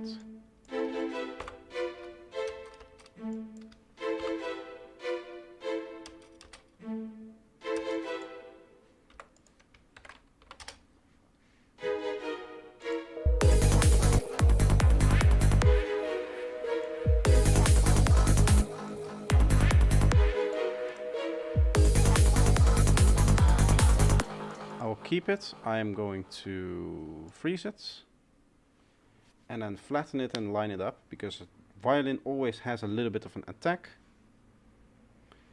which we don't want. Or we do want it, but we want it to line up with the original plug that we have, because our plug is really plucky and any off timing is going to sound strange. Let me actually go boom, flatten. There's going to be a lot of reverb on this, yes. Do you see how it's late? Okay, let's normalize this guy. This is now at -13. Although I think we'll end up turning it down even more. That library, by the way, is free.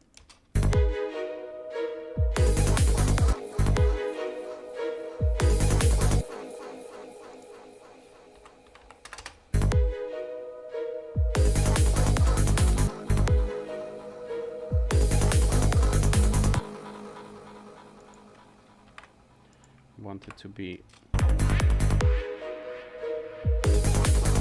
as staccato as possible, kind of like that. Let's compress it, kind of get that. Actually, let's gate then compress.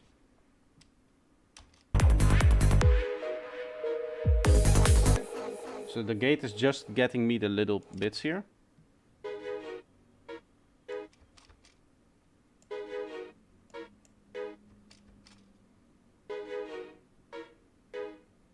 Like that. And now I'm going to compress. Set long attack.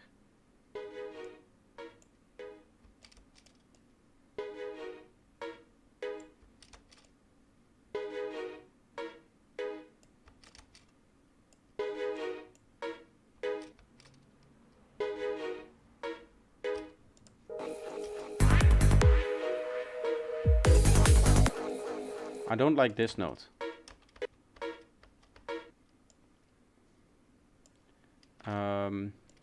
Kind of have to go back a lot if I want to change this, right? Is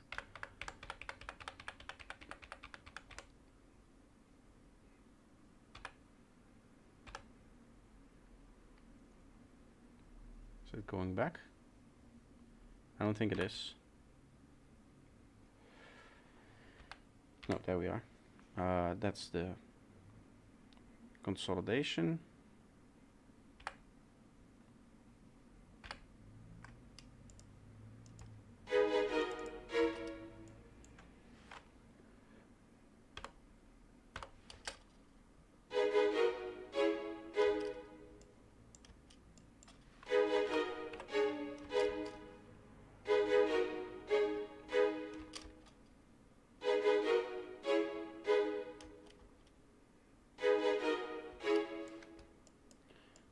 I think I might go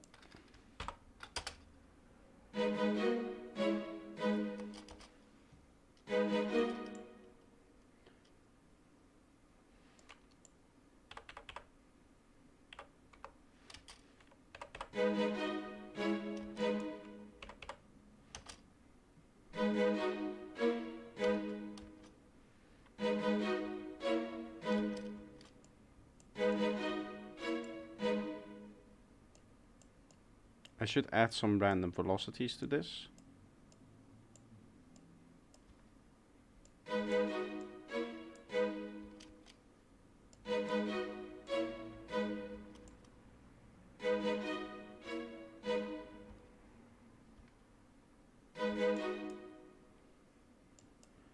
to make this a bit bigger.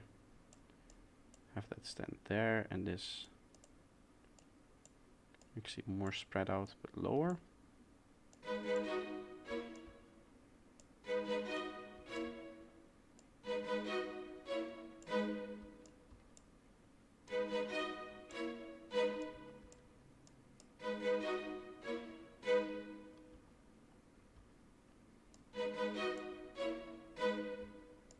I think that sounds better overall in terms of the notes.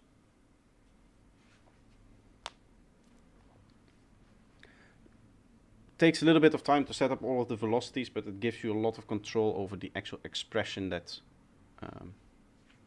you're able to use.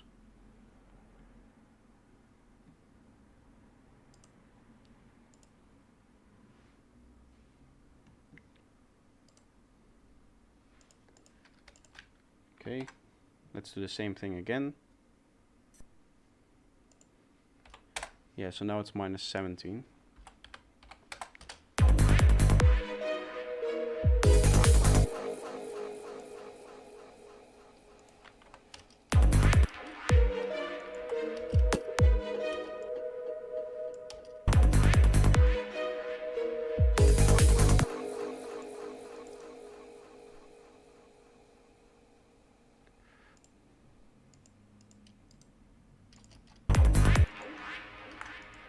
Okay, so we cut it here.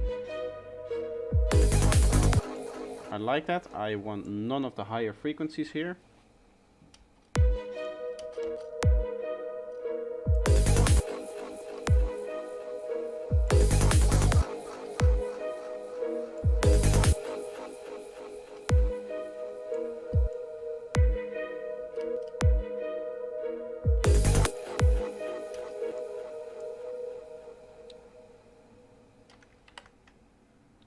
I saw the loading wheel, so I immediately save, seeing as we're getting a bunch of crashes earlier.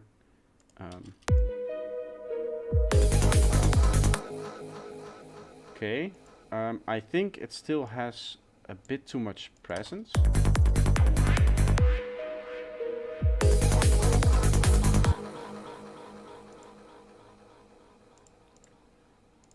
Maybe if we come out of all of the...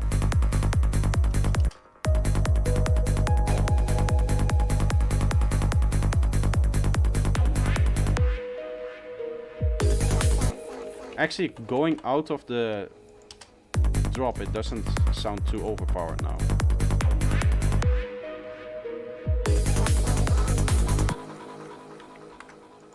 What if we...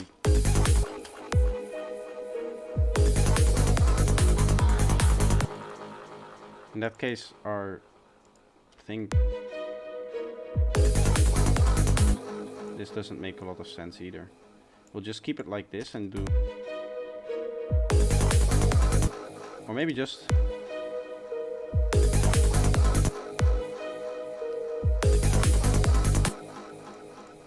something like this, and then we'll add a different instrument to this part, to those two. Kind of the same thing, but still different. Maybe something more plucky. Let's try contact again.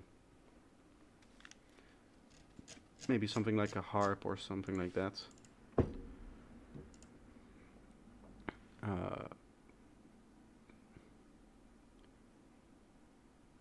Let's see.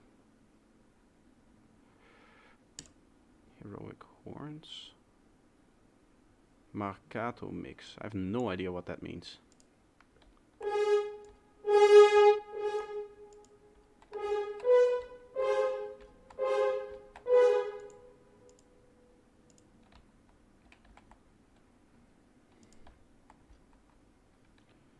Oh, where is this? This is lower.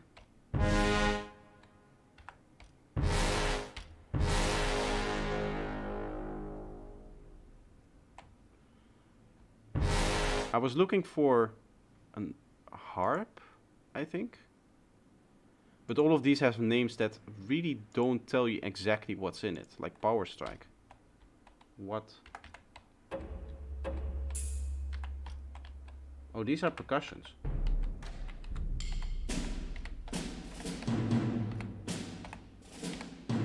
I didn't even know I had this.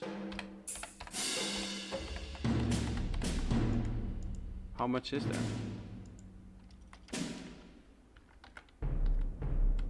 Up until...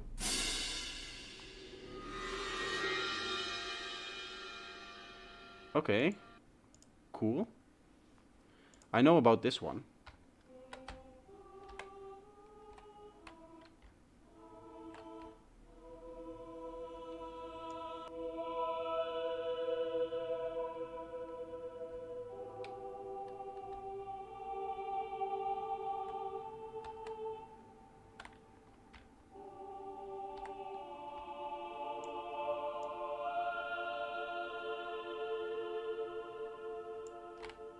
This one is very cool, but very complex to write in stuff because you have to automate this, you have to automate dynamics to make it sound good, velocity, ominous lows. This is probably not what I'm after.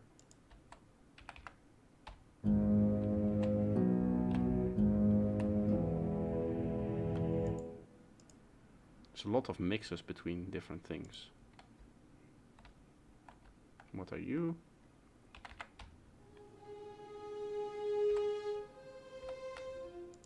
Not really.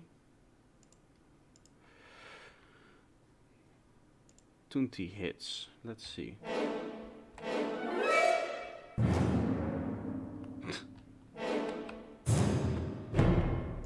Not really what I'm after. Pandora Panic.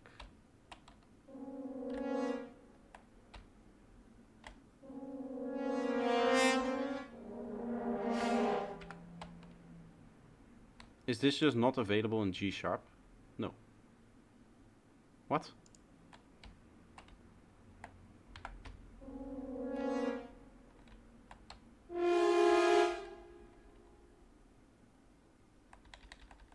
They don't have any sharp options for this, apparently. I don't think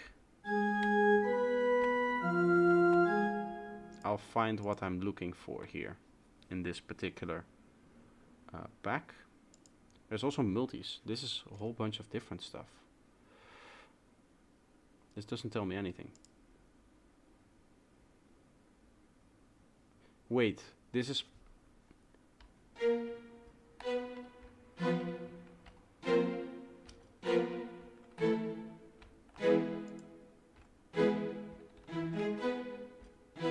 How does this work, though?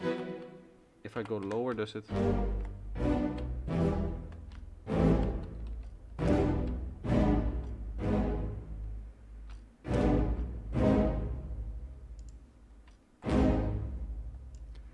We can work with this.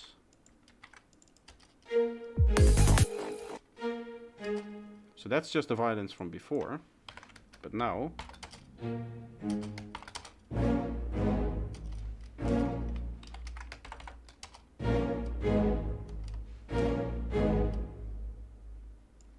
Okay, let's try it like that. Where-ish. Wait, why is this so big? I just want these. Yes, okay. Okay, so this is a diminished. What if I just...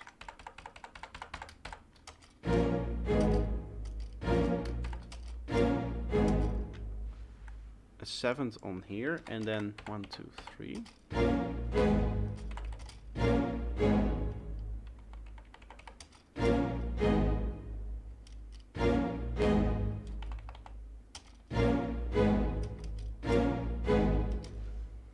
This sounds better.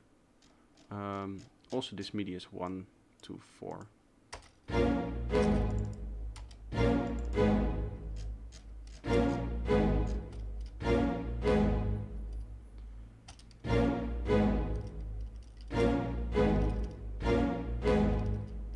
Every time it plays, you can hear there's a little bit of a grit on top of that. I don't want it, so I had to cycle it. So hopefully now it doesn't have the grittiness on either of them because of round robin sampling, which is what these kind of packs use.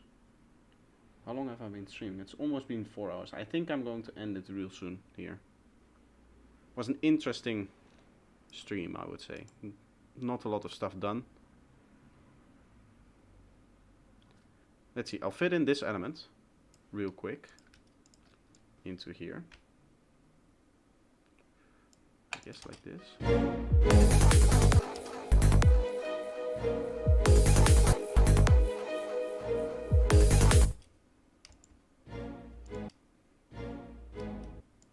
Okay, so this doesn't work here. It goes up again. So we cannot use the 7th there. What gives us the nice tone, which means that we're stuck with some kind of diminished chord probably. I like this. I don't want it to.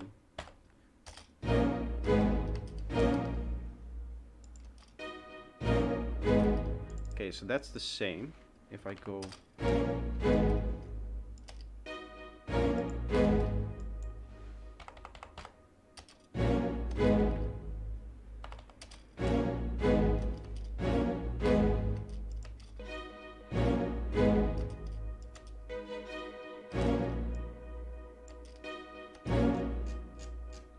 I'm going to add this one here to this thing as well, I think.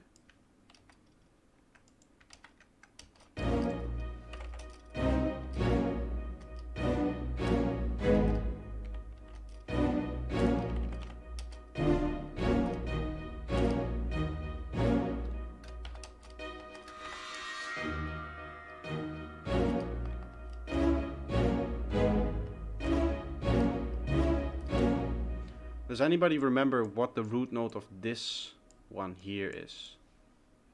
I can check actually. If I skip backwards, here. Give me 2 seconds. Oh, the quality.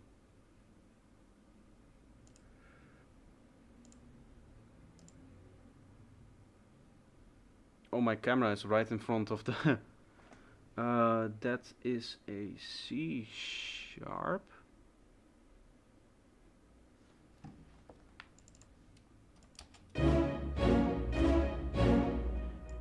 It's probably messing me up because it's not aligned properly. I think that's what's messing me up.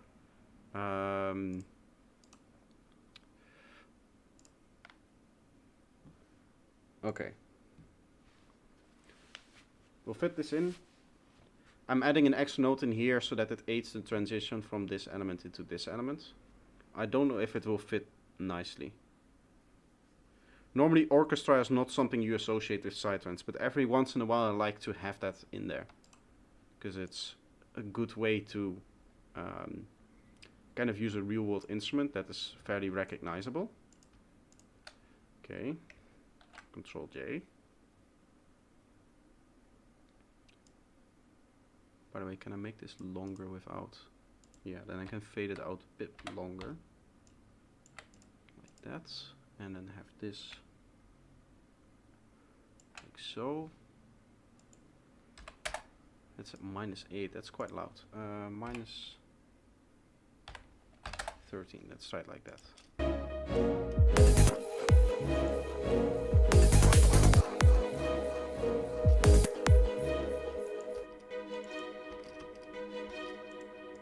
It doesn't feel right, this one.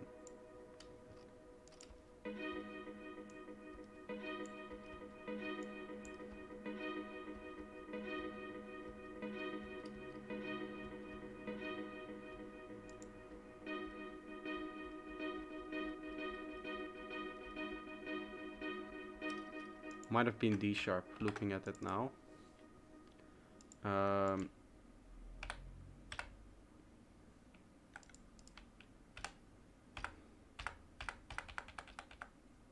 Which means to unfreeze.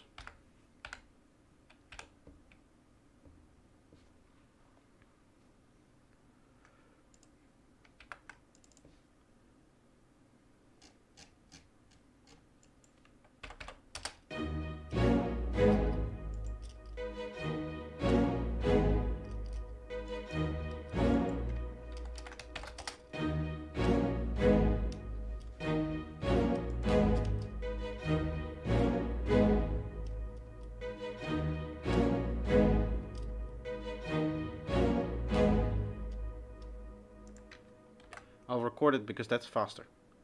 And it allows me to skip it if it has that nasty, not distortion, but the nasty kind of grittiness to it. One of the samples has significant more high end than the other ones. First time. Nice. Exactly what I wanted. Okay, we'll fade this in over here. Like so. And this one closes out pretty quickly.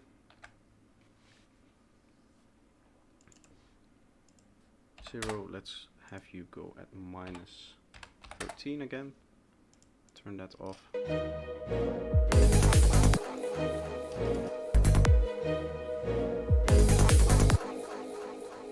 It's still the first one that I hear more than the second one. I think I want to drop this volume by a few more dB.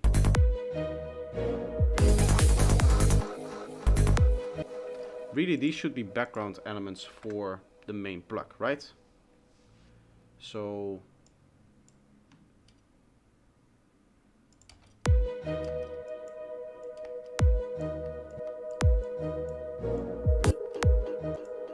I'm also going to remove all of the low end.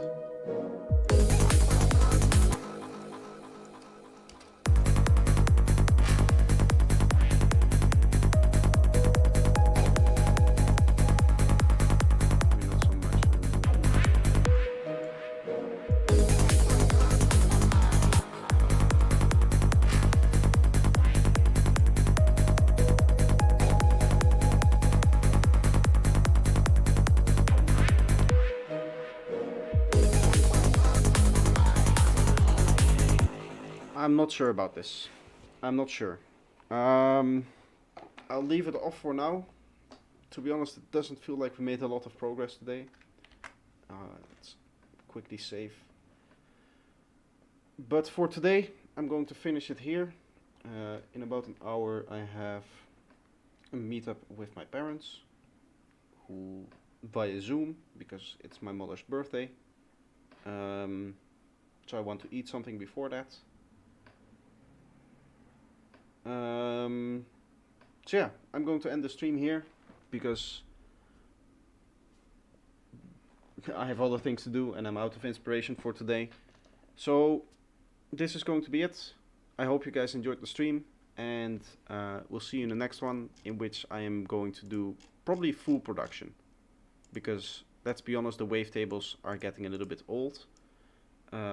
Already after 2 streams I saw that there was not much interest.